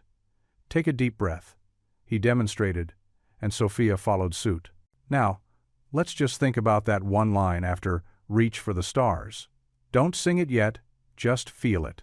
Sophia's breathing steadied as Daniel continued speaking in his calm, measured way. The words are right there in your heart. They're about believing in yourself, right? A small nod. Okay, now whisper it. Don't worry about the tune yet. 'Cause that's where dreams begin, Sophia whispered hesitantly. There you go. Daniel's eyes crinkled with warmth. That wasn't so hard, was it? Now, let's add the melody. Nice and easy. Emma hummed the starting note, and Sophia joined in, her voice growing stronger. 'Cause that's where dreams begin? Perfect! Daniel clapped, and Emma bounced excitedly. See? You knew it all along. Sometimes our minds just get too crowded with worry to let the good stuff shine through. Sophia's whole face lit up. Can we try the whole verse now? Of course we can, sweetheart. The term of endearment slipped out naturally, the way it did with Emma. Daniel didn't even notice, but Sophia's eyes widened slightly, a small smile tugging at her lips. They worked through the verse 3 more times, Daniel offering gentle corrections and abundant praise. He showed Sophia how to use her hands to help remember the rhythm, the same way he'd taught Emma when she was learning Amazing Grace for church. The sound of tires on gravel interrupted their practice. Through the window, they could see Charles Harrington's black luxury car pulling up to the house. Sophia's shoulders tensed, but Daniel squeezed them gently. Hey, you've got this. Remember? 1 brick at a time. She nodded, gathering her backpack. Emma helped her collect the sheet music, and they shared a quick hug. The doorbell rang, and Daniel opened it, to find Charles standing there in his impeccable suit, looking somewhat out of place on the simple porch. His eyes took in the scene, the scattered music sheets, the half-empty lemonade glasses, his daughter's tear-stained but smiling face. "Daddy!" Sophia ran to him, surprising both men. "Mr. Miller helped me remember my lines. He showed me this trick about breathing and taking things slow, and now I can do the whole verse." Charles blinked, clearly caught off guard by her enthusiasm. He looked at Daniel, really looked at him, perhaps for the first time. The veteran stood there in his worn jeans and faded t-shirt, but there was an undeniable dignity in his stance. Thank you," Charles said, the words coming out stiffly but sincere. "For helping her." Daniel nodded, one hand resting on Emma's shoulder. "She's a good kid. They both are." An awkward silence followed, broken by Sophia tugging at her father's sleeve. "Can I show you what we practiced?" "In the car, sweetheart," Charles said, his voice softer than usual. He cleared his throat. "Thank you again, Mr. Miller. We'll see ourselves out." As they drove away, Charles kept glancing in the rearview mirror at his daughter, who was humming contentedly in the back seat. The scene he'd witnessed played over and over in his mind. The patient way Daniel had coached Sophia through her panic, the natural affection in his voice, the easy way he'd offered comfort. Later that night, in his penthouse office, Charles stood at the floor-to-ceiling windows, looking out over the city lights. His reflection stared back at him, successful, powerful, wealthy. Yet the image of Daniel Miller, kneeling beside Sophia with such natural fatherly instinct, wouldn't leave him. He loosened his tie, remembering how Sophia's face had lit up when describing the breathing technique Daniel had taught her. When was the last time he'd seen her so animated talking about something they'd done together? The thought settled uncomfortably in his chest. The stack of contracts on his desk remained unsigned, his laptop screen dimmed to sleep mode. Charles Harrington, who prided himself on always knowing exactly what to do, felt oddly uncertain. The simple "thank you" he'd managed to say to Daniel echoed in his mind, along with the genuine care he'd witnessed in the other man's actions. He pulled out his phone, looking at his schedule for tomorrow, meetings, calls, deals to close. Sophia's name appeared only once. 7:30 p.m., talent show practice. He stared at those words for a long time, the city lights twinkling silently behind him. The school auditorium hummed with activity as parents filed in, filling the worn wooden seats row by row. Fluorescent lights buzzed overhead, and handmade decorations adorned the walls, colorful paper chains and glittery stars that caught the light. The familiar scent of floor polish, mixed with the excitement in the air. Backstage, Emma and Sophia huddled together in their matching blue dresses, their small hands clasped tightly. Emma's dress was clearly second-hand, but carefully pressed, while Sophia's was brand new but chosen to match her friends'. Their shoes tapped nervously against the scuffed floor as they waited their turn. "I think I'm going to forget the words," Sophia whispered, her face pale beneath the stage lights that leaked through the heavy curtains. Emma squeezed her hand. "Remember what your dad always says, just look at me if you get scared." She paused, then added with a gentle smile, "That's what my daddy told me too." In the audience, Daniel sat in his clean but worn work clothes, having come straight from his shift. He clutched the small bouquet of daisies he'd picked up from the grocery store, one for each girl. A few rows ahead, Charles Harrington occupied an aisle seat in his perfectly tailored suit, looking as out of place as a peacock in a chicken coop. The music teacher, Mrs. Bennett, poked her head around the curtain. "Girls, you're up next."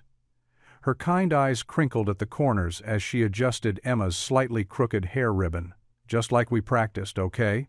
The current act, a boy playing Twinkle, Twinkle, Little Star on the recorder, finished to polite applause. As the boys scurried off stage, Mrs. Bennett guided Emma and Sophia to their positions. The curtain rose. The spotlight found them, two small figures standing side by side, their shadows stretching long behind them. The piano introduction began, familiar notes floating through the air like butterflies. Emma started first, her clear voice carrying the melody of True Colors, just as they'd practiced so many times in Daniel's living room. Her voice was steady, honest, and true, just like her. "You with the sad eyes, don't be discouraged." Sophia joined in for the harmony, hesitant at first. But as Emma turned to smile at her, something magical happened. Her voice grew stronger, blending perfectly with her friends. The two girls moved closer together, their voices rising and falling in perfect sync. In the audience, Charles sat perfectly still, his usual mask of stern authority cracking at the edges. He watched his daughter, really watched her, perhaps for the first time in years. Gone was the quiet, withdrawn child who ate dinner alone while he worked late. In her place stood a girl transformed by friendship, her face glowing with joy as she sang. Daniel leaned forward in his seat, pride radiating from every pore. But his eyes weren't just on Emma. They moved between both girls, seeing not the daughter of a billionaire and the daughter of a widowed veteran, but two children who had found something pure and precious in each other. As the girls reached the chorus, their voices soared together. "I see your true colors. Shining through. I see your true colors. And that's why I love you." The simplicity and sincerity of their. The morning sun barely peeked through heavy clouds as Daniel sipped his coffee and unfolded the local newspaper. His eyes widened at the bold headlines splashed across the front page. "Harrington Empire caught in massive fraud scandal." Below it, Charles Harrington's stern face stared back at him from a photograph taken outside his corporate headquarters. Daniel's hands trembled slightly as he read further. The article detailed accusations of insider trading, tax evasion, and questionable overseas dealings. The reporter painted a damning picture of corruption at the highest levels of Harrington's business empire. "Daddy, is something wrong?" Emma asked from across the breakfast table, spoon hovering over her cereal bowl. She noticed the worry lines creasing her father's forehead. "Everything's fine, sweetheart," Daniel said, quickly folding the paper away. "Finish your breakfast, we don't want to be late for school." But everything wasn't fine. As they pulled up to the school in Daniel's old pickup truck, the chaos was impossible to miss. Several news vans lined the street, cameras and microphones at the ready. Reporters clustered near the school entrance, hungry for a story about the billionaire's daughter. "Stay close to me, Emma," Daniel said firmly, taking her small hand as they walked toward the building. Principal Matthews stood at the door, looking harried as she tried to keep the media at bay. "No comments. This is a school, not a press conference," she called out firmly. "Our students have a right to their privacy." Inside, whispers followed them down the hallway. Emma caught fragments of conversations from other kids. "Did you hear about Sophia's dad? My mom says they're criminals. Bet they bought their way into this school." Emma's heart sank when she reached her classroom. Sophia sat alone at her desk, shoulders hunched, trying to make herself as small as possible. Two girls walked past, giggling and pointing. "Hey, look!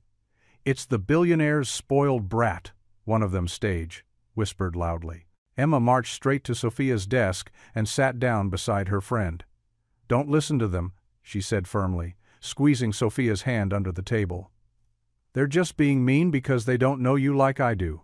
Sophia's eyes were red-rimmed, but she managed a wobbly smile at Emma's loyalty. The morning dragged on painfully. During math, someone tossed a crumpled paper at Sophia's head. Emma caught it and threw it in the trash without opening it. At recess, a group of boys followed them around the playground chanting, "Cheater's daughter! Cheater's daughter!" until a teacher finally intervened. By lunchtime, Sophia was barely holding it together. She picked at her food while Emma tried to distract her with stories and jokes. But then Tyler Matthews, a fourth grader known for his mean streak, stopped by their table. "My dad says your father's going to jail," he sneered at Sophia. "He says you'll probably have to leave school because you won't be rich anymore." "Leave her alone." Emma stood up so quickly her chair scraped loudly against the floor. The cafeteria went quiet. "You don't know anything about Sophia or her dad. She's my friend and she's worth 10 of you." "Emma Miller," a teacher's voice cut through the tension. "Please, sit down and lower your voice." Emma sat, but she kept her chin up defiantly. Sophia touched her arm gently. "Thank you," she whispered. The afternoon brought no relief. Paparazzi continued to circle the school like vultures. Some even tried to snap photos through classroom windows, until the janitor went around pulling down all the shades. The tension was thick enough to cut with a knife. After school, Daniel arrived early to pick up Emma. His jaw tightened at the sight of reporters, still lingering despite the principal's threats to call the police. He noticed Charles Harrington's sleek black car was nowhere in sight. Instead, Sophia left with a security team that hustled her quickly into an armored SUV. That evening, Daniel's old army buddy Mike came over for coffee. They sat at the kitchen table while Emma played in her room upstairs. Daniel couldn't keep the worry from his voice as he talked about the day's events. "It's getting ugly, Mike. Those vultures at the school, kids being cruel. Emma got in trouble today for defending Sophia." He ran a hand through his hair in frustration. "I'm proud of her standing up for her friend. But this whole situation—" "What are you thinking?" Mike asked quietly. Daniel stared into his coffee cup. "I'm thinking I need to protect my daughter. She's all I've got, Mike. I can't let her get caught up in this media circus. The Harringtons' world, it's not our world.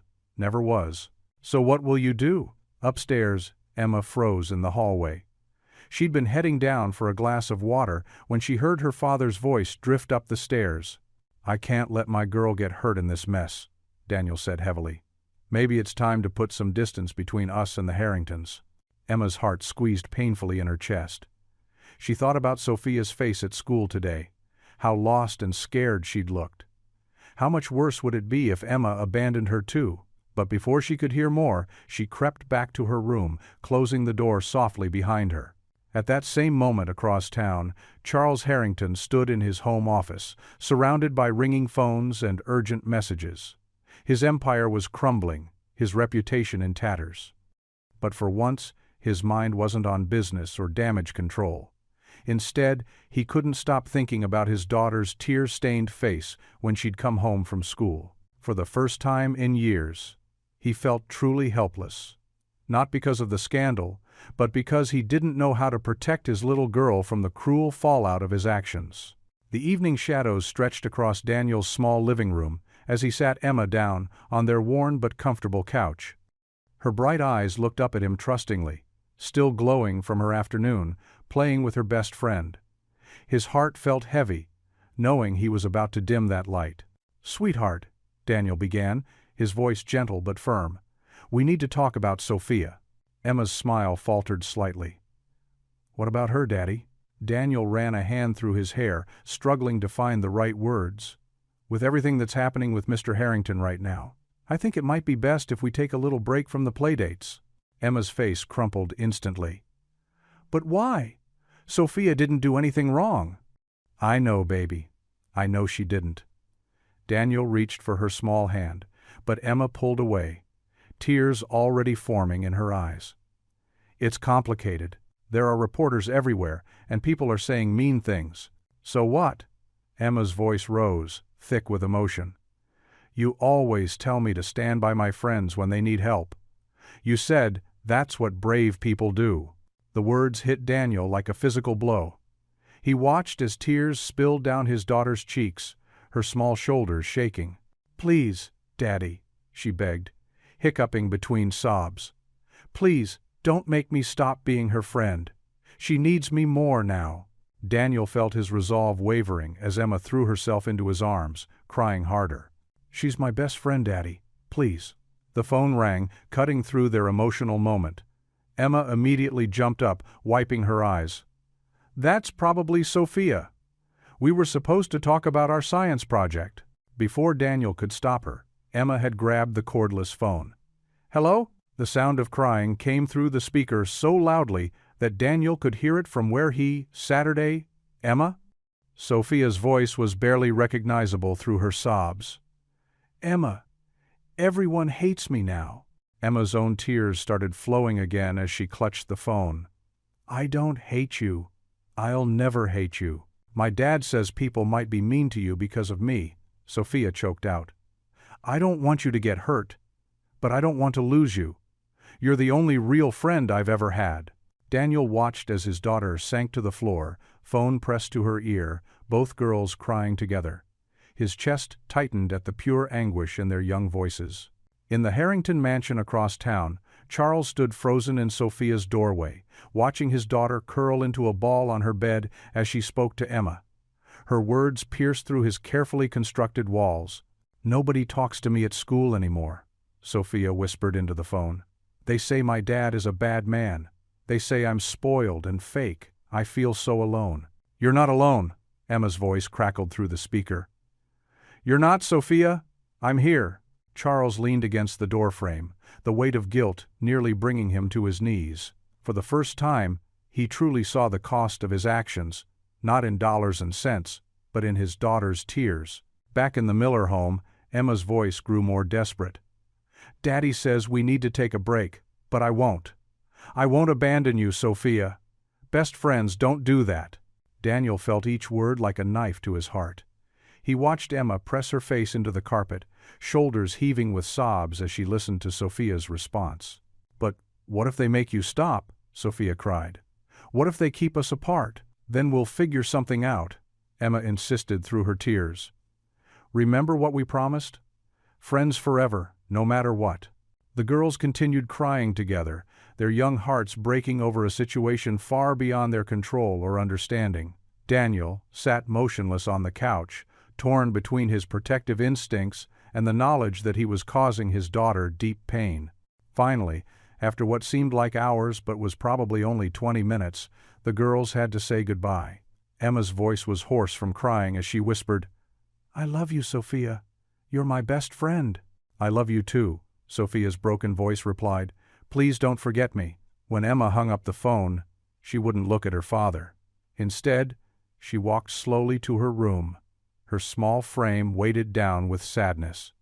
Daniel followed, his heart breaking as she pulled Sophia's drawing from her backpack, a cheerful picture of two girls holding hands under a rainbow, decorated with hearts, and the words, "Best friends forever." Emma clutched the drawing to her chest and crawled into bed, not even asking for her usual bedtime story. Her quiet sobs continued until exhaustion finally took over, and she fell into an uneasy sleep, the treasured drawing still held tightly in her small hands. Daniel stood in her doorway, watching his daughter's tear-stained face in the soft glow of her nightlight. The sound of her crying herself to sleep would haunt him for a long time to come. He wondered if he was doing the right thing, or if in trying to protect her, he was actually teaching her the wrong lesson about loyalty and friendship. In her room, Emma's fingers remained curled around the edges of Sophia's drawing, her dreams troubled by the fear of losing her best friend. The paper was wrinkled and damp with tears, but the bright colors still showed through, a reminder of a friendship that meant everything to two little girls caught in the middle of their father's complicated world. Charles Harrington sat alone in his mahogany-paneled study, the city lights twinkling beyond floor-to-ceiling windows that had once made him feel like a king overlooking his domain. Now those same lights seemed to mock him. Scattered across his usually pristine desk, newspapers screamed accusations in bold headlines. Harrington Empire faces collapse. Scandal rocks Billionaire's company. Shareholders demand answers. His hands trembled as he reached for his crystal tumbler, the amber liquid inside barely touched. The room felt suffocating despite its vast size. Family photos lined the shelves, carefully staged portraits that showed wealth and status but failed to capture any genuine warmth. His eyes fixed on one of Sophia at age 5, her smile forced and uncomfortable in an expensive dress she'd hated wearing. "Sir?" His assistant, Margaret, appeared in the doorway. She'd been with him for 15 years, had watched Sophia grow up, had witnessed his marriage crumble. "The board members are demanding an emergency meeting tomorrow morning." Charles didn't turn to face her. "Cancel it." "Sir, with all due respect," I said, "cancel it." His voice cracked, surprising them both. He swiveled his leather chair slowly, and Margaret saw something she'd never witnessed before. Vulnerability in Charles Harrington's eyes. "All these years," he whispered, gesturing to the papers on his desk. "Building this empire, protecting our reputation, securing our future." He picked up the photo of Sophia. "And what did I secure for her, really? A father too busy to attend her school events? A man so focused on his image that he couldn't even hug his own daughter in public?" Margaret stepped further into the room, her professional demeanor softening. "It's not too late, Mr. Harrington." "Isn't it?" He laughed bitterly. "My 8-year-old daughter had to find friendship with a veteran's daughter because her own father couldn't give her the attention she needed. Do you know what I heard her say to that Miller girl? 'I wish your daddy was mine too.'" His voice broke completely on the last word. Across town, in a modest bedroom decorated with hand-drawn pictures and glow-in-the-dark stars, Daniel Miller sat on the edge of Emma's bed. She clutched her stuffed rabbit, tears still damp on her cheeks. "But she's my best friend, Daddy," Emma whispered, her voice small and hurt. "You always said friends stick together when things get hard." Daniel's chest tightened. He smoothed Emma's hair, remembering how she'd done the same for Sophia when the other girl had been nervous before their talent show performance. "I did say that, didn't I? And Sophia needs me now. Everyone at school is being mean to her." Emma's lower lip trembled. "She didn't do anything wrong." Daniel closed his eyes, fighting his own internal battle. His military training had taught him about protecting those you care about, but it had also taught him about loyalty and never leaving anyone behind. Sometimes being a parent means making hard choices to keep you safe. "But who's keeping Sophia safe?" Emma's question hit him like a physical blow. Back in the penthouse study, Charles stood at the window, his reflection ghostly in the glass. "I've failed her, Margaret. Not just as a businessman, but as a father. That Miller girl Emma, she shared her lunch with Sophia that first day because my daughter was sitting alone. Alone." His voice caught. "I didn't even know she didn't have lunch that day. I was too busy with a merger meeting to check." Margaret watched her boss, this titan of industry, who had struck fear into boardrooms across the country, crumble before her eyes. "Mr. Harrington, children are remarkably resilient. Sophia deserves better," Charles interrupted. "She deserves what Emma Miller has. A parent who sees her, who listens, who—" He trailed off, remembering Daniel Miller's gentle encouragement when Sophia had forgotten her lines during talent show practice. The way the veteran had knelt down to her level, spoken softly, made her laugh until her confidence returned. The sound of small footsteps in the hallway made Charles turn. Sophia stood in the doorway, her pink pajamas wrinkled, her eyes red from crying. She looked so small, so vulnerable, so much like her mother before she'd left. Margaret quietly excused herself, closing the door behind her. Charles looked at his daughter, really looked at her, perhaps for the first time in years. Her shoulders carried the weight of his mistakes. Her eyes held a sadness no child should know. She clutched her phone, the one he'd bought to make up for his absences, and he could see Emma's name on the screen. "I miss her, Daddy," Sophia whispered. The word Daddy hit him hard. When had she stopped calling him that? When had it become the formal father he'd insisted upon in public? Charles crossed the room in 3 long strides and knelt before his daughter. His expensive suit creased, his knees protested against the hard floor, but none of that mattered. He looked into eyes that mirrored his own and saw years of loneliness reflected back. "I'm sorry, sweetheart," he whispered, the endearment feeling foreign yet right on his tongue. "I'm so sorry." His voice cracked on each word, years of maintained composure, shattering like glass. Sophia stood frozen, her eyes wide with surprise at this unprecedented display of emotion from her father. Time seemed suspended in the quiet study, where a fortune had been built and lost, but something far more valuable hung in the balance. The playground buzzed with the usual recess chatter, but something was different today. Emma Miller stood at the edge of the blacktop, her brown eyes fixed on a lonely figure hunched on the far bench. Sophia Harrington sat there, head down, her designer backpack clutched tightly against her chest like a shield. Other kids whispered and pointed, some even laughing behind their hands. "That's the rich girl whose dad's in trouble," one boy said loudly enough for everyone to hear. Emma's heart squeezed in her chest. She knew she wasn't supposed to talk to Sophia anymore, her dad had been very clear about that. But seeing her best friend looking so small and alone made her stomach hurt. Emma glanced toward the teachers monitoring recess. Mrs. Peterson was busy breaking up a dispute by the swing sets, while Mr. Thompson scrolled through his phone near the basketball courts. Taking a deep breath, Emma pulled her lunchbox closer and walked across the playground. "Hi," Emma said softly, stopping in front of the bench. Sophia's head jerked up, her eyes red, rimmed and wet. "Emma?" Sophia whispered, looking around nervously. "But your dad said—" "I know." Emma sat down anyway, opening her lunchbox. Inside was her usual peanut butter and jelly sandwich, cut diagonally just the way she liked it. "Remember the first time we met?" A tiny smile flickered across Sophia's face. "You shared your sandwich with me." "Well, I'm sharing again." Emma pulled out half her sandwich and held it out. Her hand trembled slightly. She'd never deliberately disobeyed her father before, but the grateful look in Sophia's eyes told her she was doing the right thing. Sophia took the sandwich half carefully, as if it might disappear. "Won't you get in trouble?" "Probably," Emma admitted, biting into her own half. "But Daddy always says doing the right thing isn't always easy." They ate in comfortable silence for a few minutes. Emma noticed some teachers watching them with concerned expressions, but none came over to separate them. Perhaps they understood something the adults involved in this mess didn't. "The other kids won't talk to me anymore," Sophia confided quietly, brushing crumbs from her skirt. "They say mean things about my father. Yesterday, Jenny said I probably bought all my friends with money." Emma's face scrunched up in anger. "That's not true. You're my friend because you're kind and funny, and you always share your colored pencils in art class." Tears welled up in Sophia's eyes again, but this time she was smiling. "I miss sitting with you at lunch, and coming to your house. Your dad makes the best grilled cheese." "I miss you too." Emma pulled an apple from her lunchbox and split it in half with a practiced twist, just like her father had taught her. She handed the bigger half to Sophia.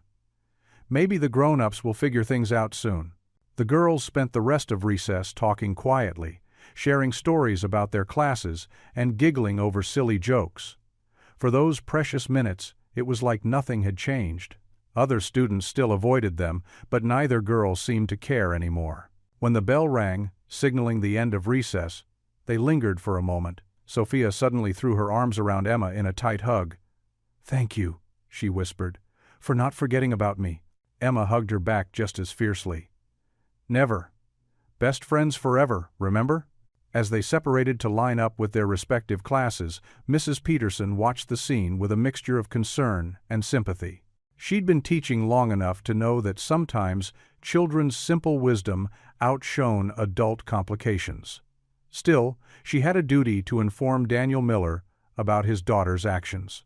Later that afternoon, as parents picked up their children, Mrs. Peterson approached Daniel's old truck. Emma was already inside, pretending to be very interested in her math homework. "Mr. Miller," Mrs. Peterson said gently, "I need to speak with you about something that happened at recess today." Daniel's expression darkened, as she explained how Emma had deliberately sought out Sophia, sharing her lunch and spending the entire break with her. His hands gripped the steering wheel tightly, knuckles turning white. "I specifically told her to keep her distance," he said, voice tight with anger and frustration. "This situation with Harrington is complicated enough without—" "Your daughter showed remarkable compassion today," Mrs. Peterson interrupted softly. "Sophia's been having a very difficult time. No child should have to eat lunch alone." Daniel glanced in his rearview mirror at Emma, who was still studiously avoiding his gaze. His jaw clenched as he fought between parental authority and the nagging feeling that his daughter might understand something he didn't. "Thank you for letting me know," he managed finally, though his tone suggested the conversation was far from over. Mrs. Peterson nodded and stepped back from the truck. Through the window, she could see Emma shrinking into her seat, preparing herself for her father's disappointment. But there was no regret on the little girl's face, only the quiet determination of someone who knew in their heart they'd done the right thing. The night was quiet on Daniel Miller's front porch, broken only by the soft chirp of crickets and the gentle creak of his old rocking chair. A cool breeze rustled through the maple trees, carrying with it the sweet scent of late spring flowers. In his hands, he held Emma's drawing, the one she'd made weeks ago of herself and Sophia holding hands, now slightly wrinkled from being taped to the fridge for so long. Daniel's calloused thumb traced the crayon lines, remembering how proudly Emma had presented it to him. The streetlight cast just enough glow for him to make out the details. 2 stick figures, one with brown pigtails and the other with long black hair, both wearing giant smiles. Above them, Emma had written in her careful second-grade handwriting, "Best friends forever." He leaned back in the chair, his mind drifting to another time, another place. Afghanistan, 2010. The desert heat had been brutal that summer, but it wasn't the weather that haunted his memories. It was the faces. Sergeant Mike Peterson's face in particular came to mind tonight, weathered and stern but with kind eyes that always seemed to know what to do in impossible situations. "Sometimes the enemy isn't who we think it is, Miller," Mike had told him once, after they'd helped a local family whose home had been caught in crossfire. "Sometimes the real battle is against hate itself." Daniel closed his eyes, remembering the day their unit had found a wounded fighter from the opposing side. Some wanted to leave him, it would have been easier, safer even, but Mike had insisted they help. "We're soldiers," he'd said. "But we're human beings first." That man had later helped save their entire unit from an ambush. One act of compassion had changed everything. A car drove past, its headlights briefly illuminating the porch. Daniel glanced down at the drawing again, thinking about Charles Harrington. The man represented everything Daniel had grown to resent, the wealthy elite who seemed to step on ordinary people without a second thought. The merger that had destroyed his old company had left dozens of veterans jobless, himself included. It had taken years to rebuild his life. But now, seeing Sophia at school through Emma's eyes, he wondered if he'd been fighting the wrong battle all along. The girl was just as lonely and hurt as any child he'd seen in the war zones.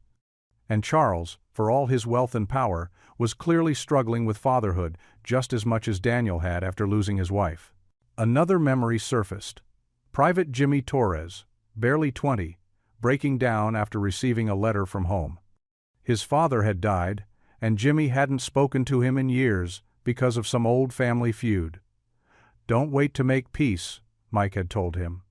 "Life's too short for pride to win." Daniel set the drawing aside and pulled out his phone, scrolling to a news article about the Harrington scandal. The photos showed a different Charles than the arrogant businessman he'd first met. Here was a man looking lost, protective arm around his daughter as they pushed through crowds of reporters. The same look Daniel had seen in his own mirror years ago, when he'd had to tell Emma her mother wasn't coming home. "Daddy?"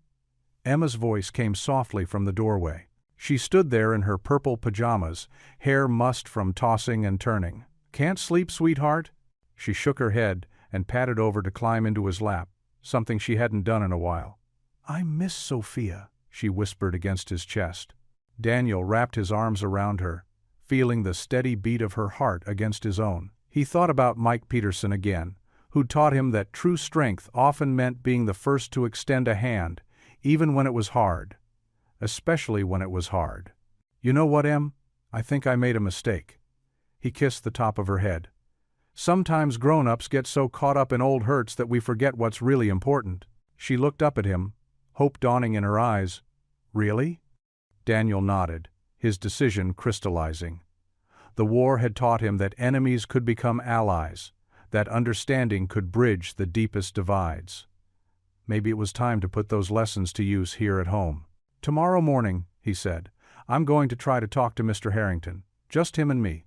Emma hugged him tight, and in that embrace, Daniel felt the last of his resistance melt away. He might not be able to change the past, but he could choose a different path forward, for Emma, for Sophia, and maybe even for himself. Rising from the chair with Emma in his arms, Daniel carried her back to bed.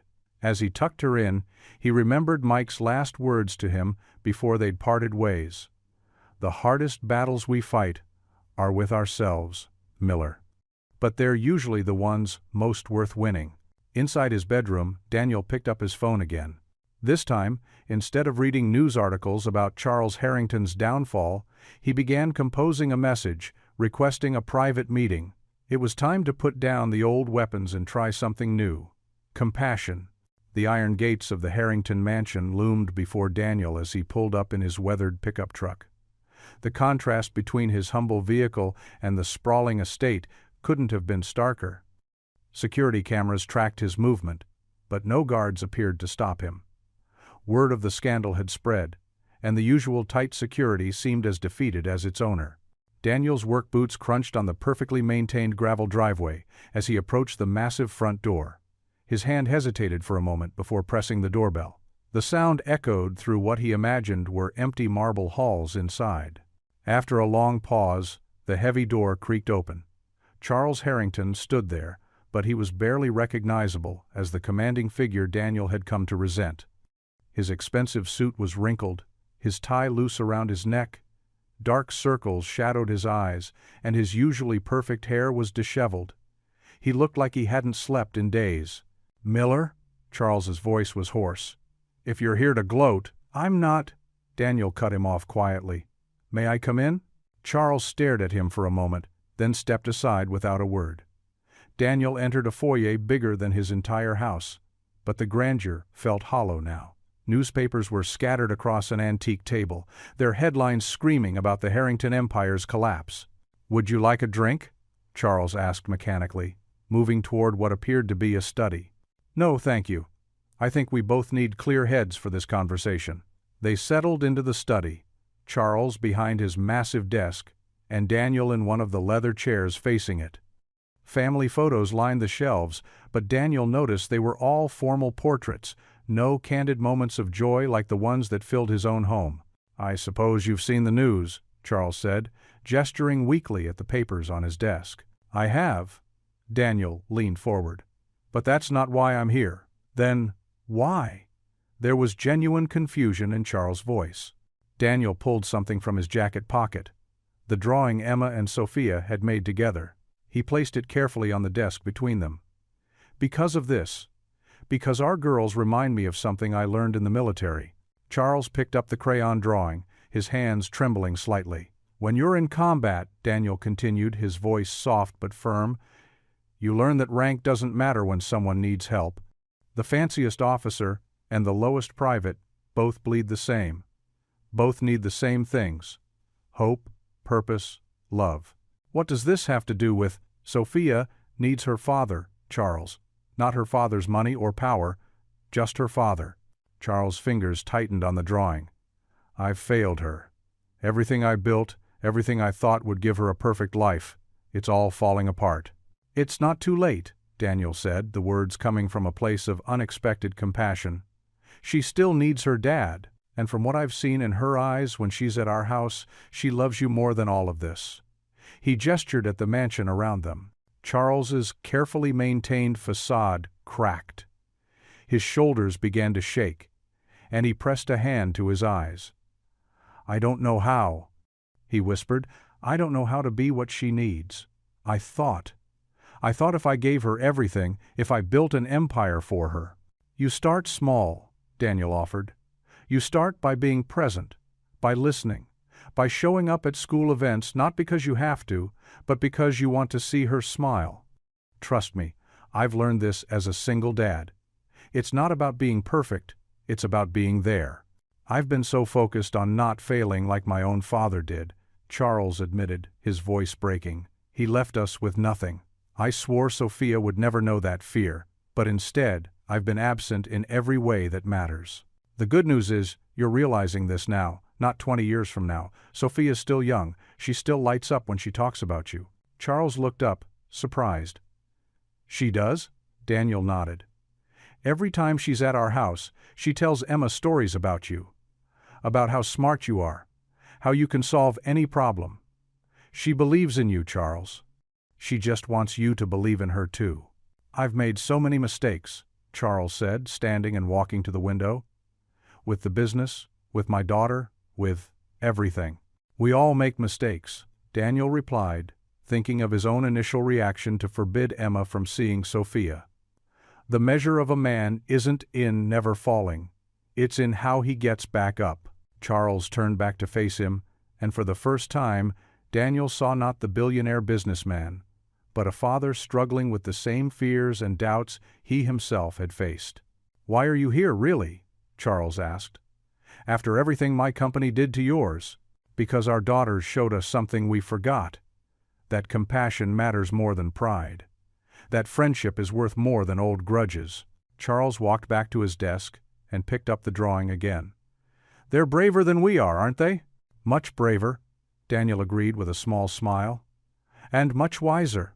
Charles was quiet for a long moment, studying the crayon figures holding hands. Finally, he looked up at Daniel, his eyes red but clear. "I don't deserve this chance." "None of us do," Daniel said simply. "That's what makes it grace." Charles came around the desk, extending his hand.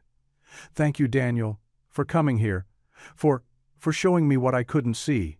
Daniel stood and took the offered hand. Their handshake was firm, but no longer adversarial. A truce born not of necessity but of understanding. Two fathers, separated by wealth but united by love for their daughters, finding common ground at last. The morning sun cast long shadows across the elementary school playground as Charles Harrington adjusted his silk tie, feeling strangely out of place. For the first time in years, he had driven himself to school instead of relying on his chauffeur. His polished Italian shoes clicked against the concrete as he walked toward the schoolyard entrance. A few feet away, Daniel Miller's familiar truck pulled into the parking lot. He stepped out wearing his usual work clothes, faded jeans and a clean flannel shirt. Their eyes met, and both men nodded in silent acknowledgement of their conversation from the previous night. Parents and children scattered around them, whispered and stared. The mighty Charles Harrington, whose face had been splashed across newspapers in scandal, walking side by side with Daniel Miller, the hard-working single dad. But neither man seemed to notice the attention. "Beautiful morning," Daniel said quietly, breaking the awkward silence between them. "Indeed it is," Charles replied, his voice lacking its usual sharp edge. They reached the playground fence together, where children were arriving for the day.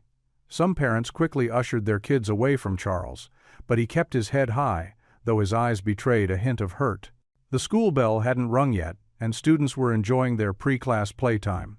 Through the chain-link fence, they spotted Emma and Sophia sitting together on the swings, their heads bent close in conversation. Neither girl had noticed their fathers yet. "They never gave up on each other," Daniel observed, watching the girls share what appeared to be a book. "Even when we tried to keep them apart." Charles swallowed hard, his hands gripping the metal fence.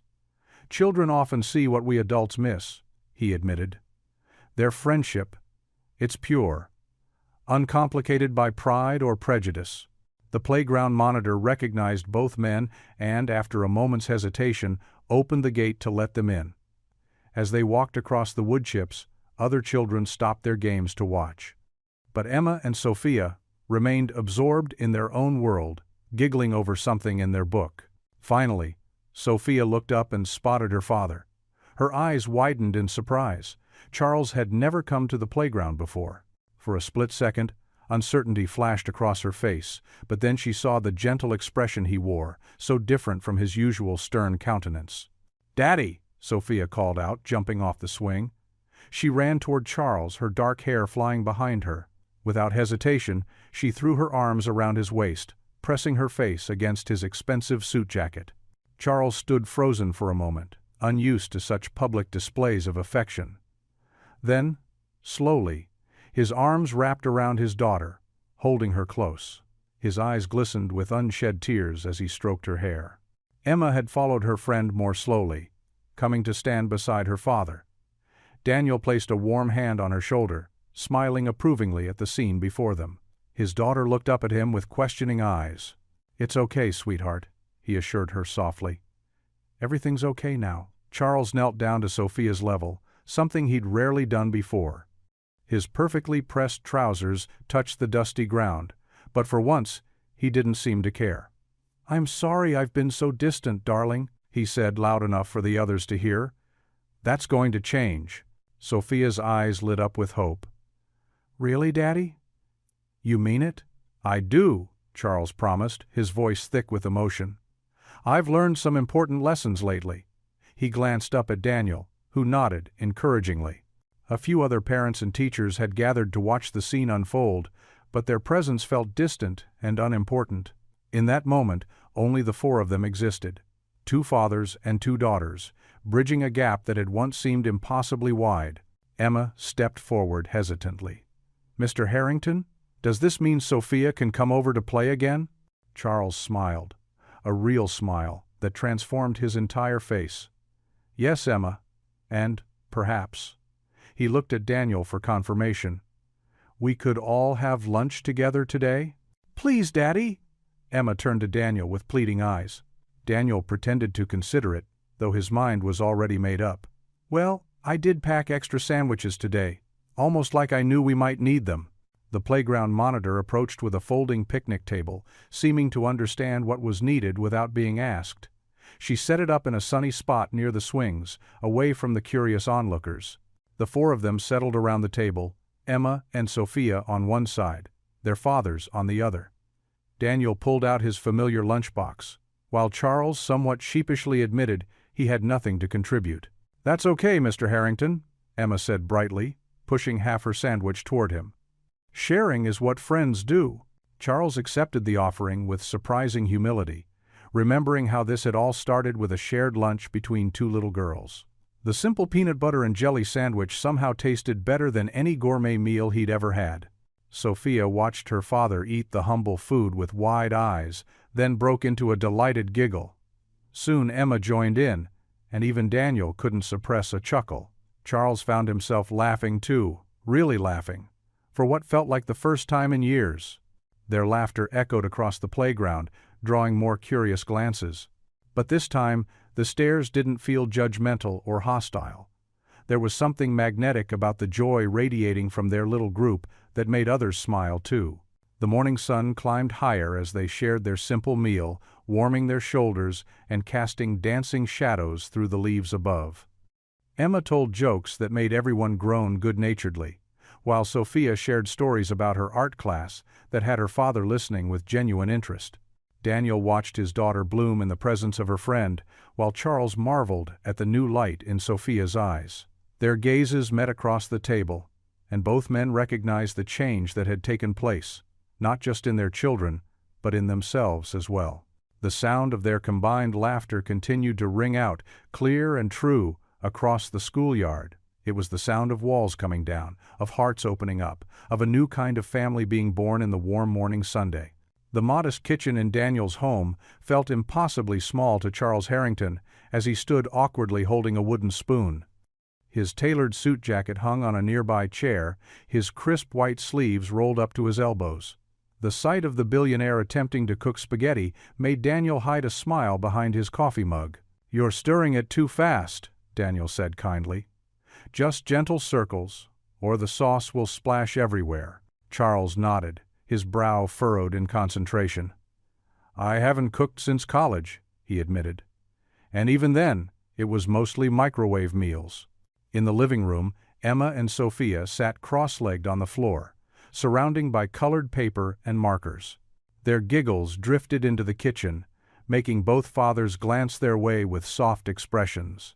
"Daddy, can we hang our drawings on the fridge?" Sophia called out, making Charles nearly drop the spoon. "Of course, sweetheart," he answered, the words still feeling new on his tongue. The smile that lit up Sophia's face made his chest tighten. Over the next few weeks, Charles found himself spending more evenings at the Miller home than his own mansion. At first, the visits were stiff and formal, but slowly, the warmth of the small house began to seep into his bones. One Tuesday evening, Daniel showed Charles how to read bedtime stories properly. "You have to do the voices," Emma insisted, snuggled next to Sophia on her small bed.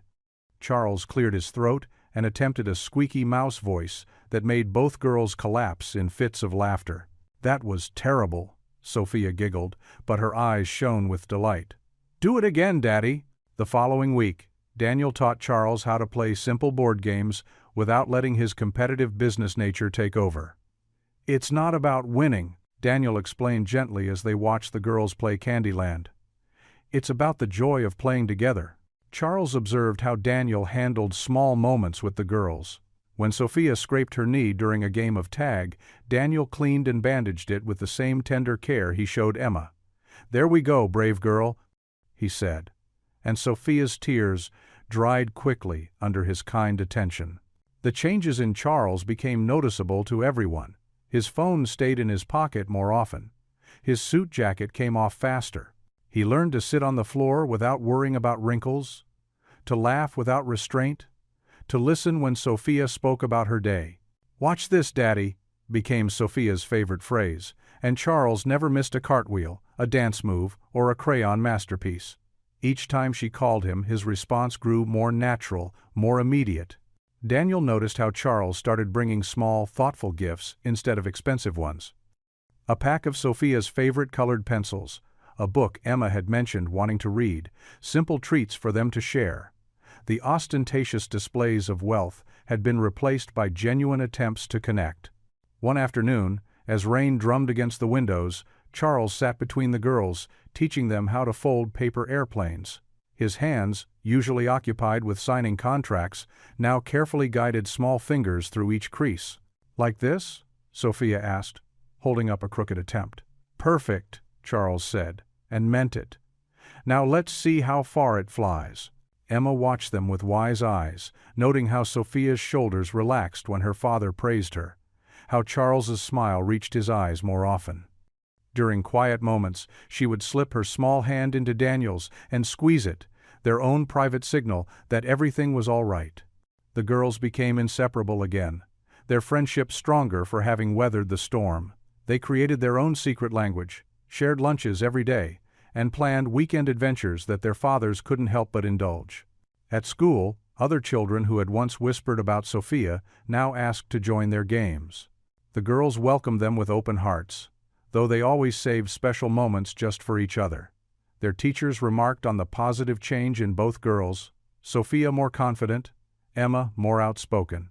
One evening, as Charles helped clean up after dinner, another new skill he was proud to have mastered, he overheard the girls whispering in their blanket fort in the living room. "Your dad is different now," Emma said softly. "I know," Sophia replied. "He hugs me every morning before school. He never did that before." Charles stood very still, the dish in his hands dripping soap suds onto the floor. Daniel quietly handed him a towel, pretending not to notice the moisture in the other man's eyes. Later that night, as Charles prepared to take Sophia home, Emma tugged on Daniel's sleeve. He knelt down to her level, and she wrapped her arms around his neck in a tight hug. "See, Daddy," she whispered in his ear, "I told you Sophia just needed love." Daniel held his daughter close, watching as Charles helped Sophia put on her coat with gentle hands. The two men's eyes met over their daughters' heads, sharing a look of understanding. The past few weeks had taught them both that love, like friendship, knew no boundaries of wealth or status. It simply grew wherever it was planted and tended with care. The community hall buzzed with quiet conversation as veterans gathered for their monthly support meeting. Charles Harrington felt distinctly out of place in his expensive suit among the worn jeans and casual shirts. He sat stiffly beside Daniel in the back row, watching men and women of all ages file in. Daniel nodded to familiar faces, his presence here clearly routine. "Thanks for coming," he whispered to Charles. "It means a lot to the group." Charles shifted uncomfortably in the metal folding chair. "I'm not sure why you wanted me here. Just listen," Daniel replied softly. The meeting began with a gray-haired man named Mike sharing his struggle to find work after returning home.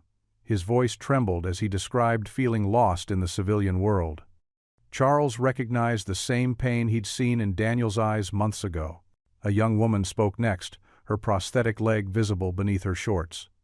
She talked about rebuilding her life and finding purpose through helping other veterans. Her strength touched something deep in Charles's heart. Story after story filled the room. Tales of brotherhood, sacrifice, and the challenging road home. Charles found himself leaning forward, truly hearing these warriors for the first time. He thought of how many times he'd dismissed veterans' programs as unnecessary charity cases. One elderly veteran described how the community center had saved his life when he was contemplating suicide.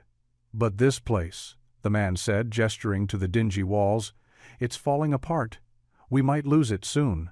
Charles glanced around the room, the water-stained ceiling, the threadbare carpet, the flickering fluorescent lights. His mind raced with calculations of repair costs, but for once, profit margins weren't his focus. During a break, Charles wandered the hallways, noting the cracked tiles and peeling paint.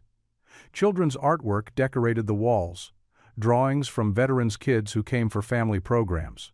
One colorful picture showed stick figures holding hands under a rainbow. The signature read, "Emma and Sophia." Daniel found him staring at the drawing. "The girls made that during last week's family night," he explained. "Sophia's been asking to come to more events." Charles touched the paper gently. "She never told me about this." "Maybe she wasn't sure how you'd react," Daniel suggested carefully. Charles nodded, his throat tight. He remembered his daughter's joy when helping at the church bake sale, her pride in the school talent show. All the time she'd thrived doing simple things with people who cared. As the meeting resumed, Charles couldn't stop thinking about the contrast between his hollow empire of steel and glass and this humble space filled with real human connection. He thought of how his pursuit of wealth had cost him his marriage, nearly cost him Sophia, and hurt countless others like Daniel along the way. When the moderator asked if anyone else wanted to speak, Charles surprised himself by standing. The room fell silent, many recognizing the infamous billionaire in their midst. "I'm not a veteran," he began awkwardly. "I'm here because my daughter's best friend's father invited me." He gestured to Daniel. "And I'm grateful he did.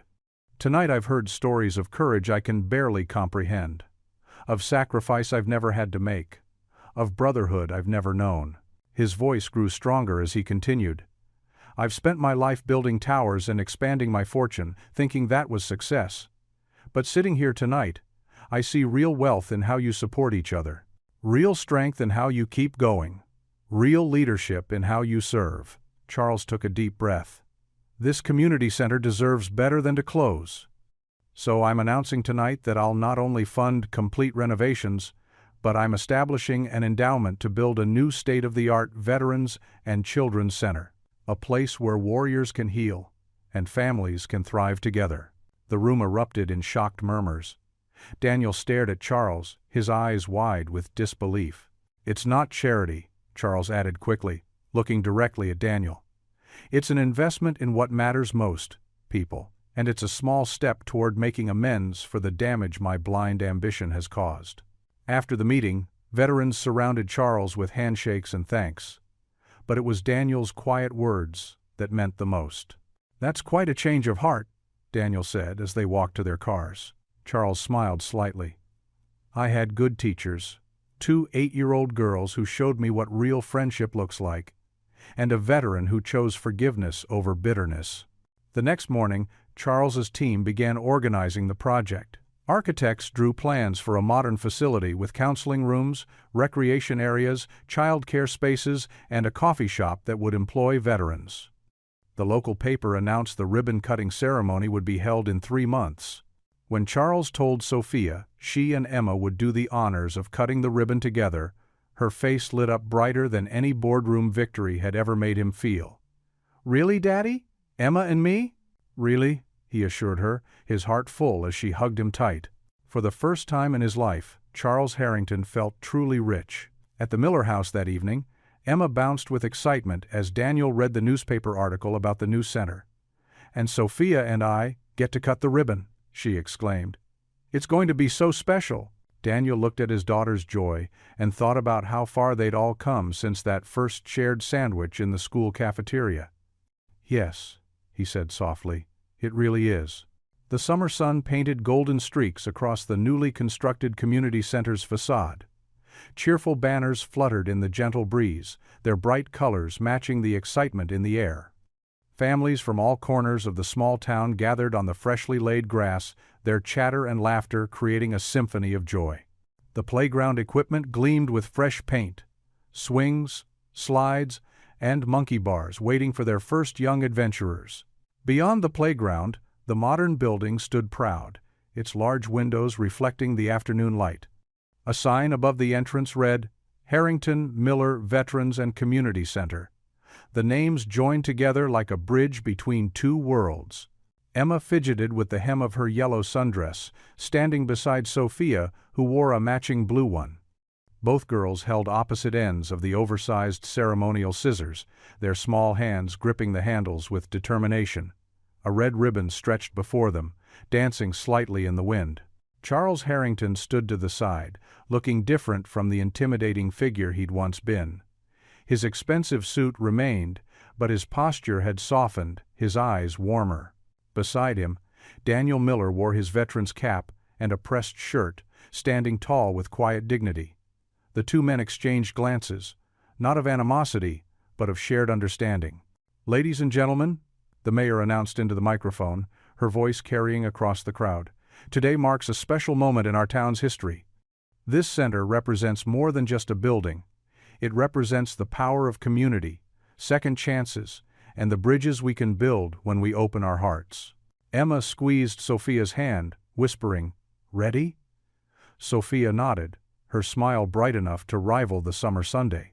"And now," the mayor continued, "I invite Emma Miller and Sophia Harrington to cut the ribbon and officially open the Harrington Miller Veterans and Community Center." The crowd erupted in applause. Charles felt his throat tighten with emotion as he watched his daughter step forward. Daniel's eyes glistened with pride, remembering the long journey that had brought them all here. 1, 2, 3. The girls counted together, and with a satisfying snip, the ribbon fell away. Cheers and whistles filled the air as confetti rained down, catching the sunlight like falling stars. Charles stepped forward, his voice carrying across the gathering.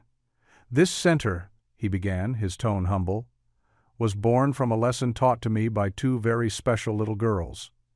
He glanced at Emma and Sophia, who beamed back at him. "They showed me that true wealth isn't measured in dollars, but in the connections we make and the lives we touch." Daniel moved to stand beside him, placing a steady hand on Charles's shoulder. The gesture spoke volumes about how far they'd come. The crowd watched in respectful silence, many remembering the notorious rivalry that had once existed between these two men.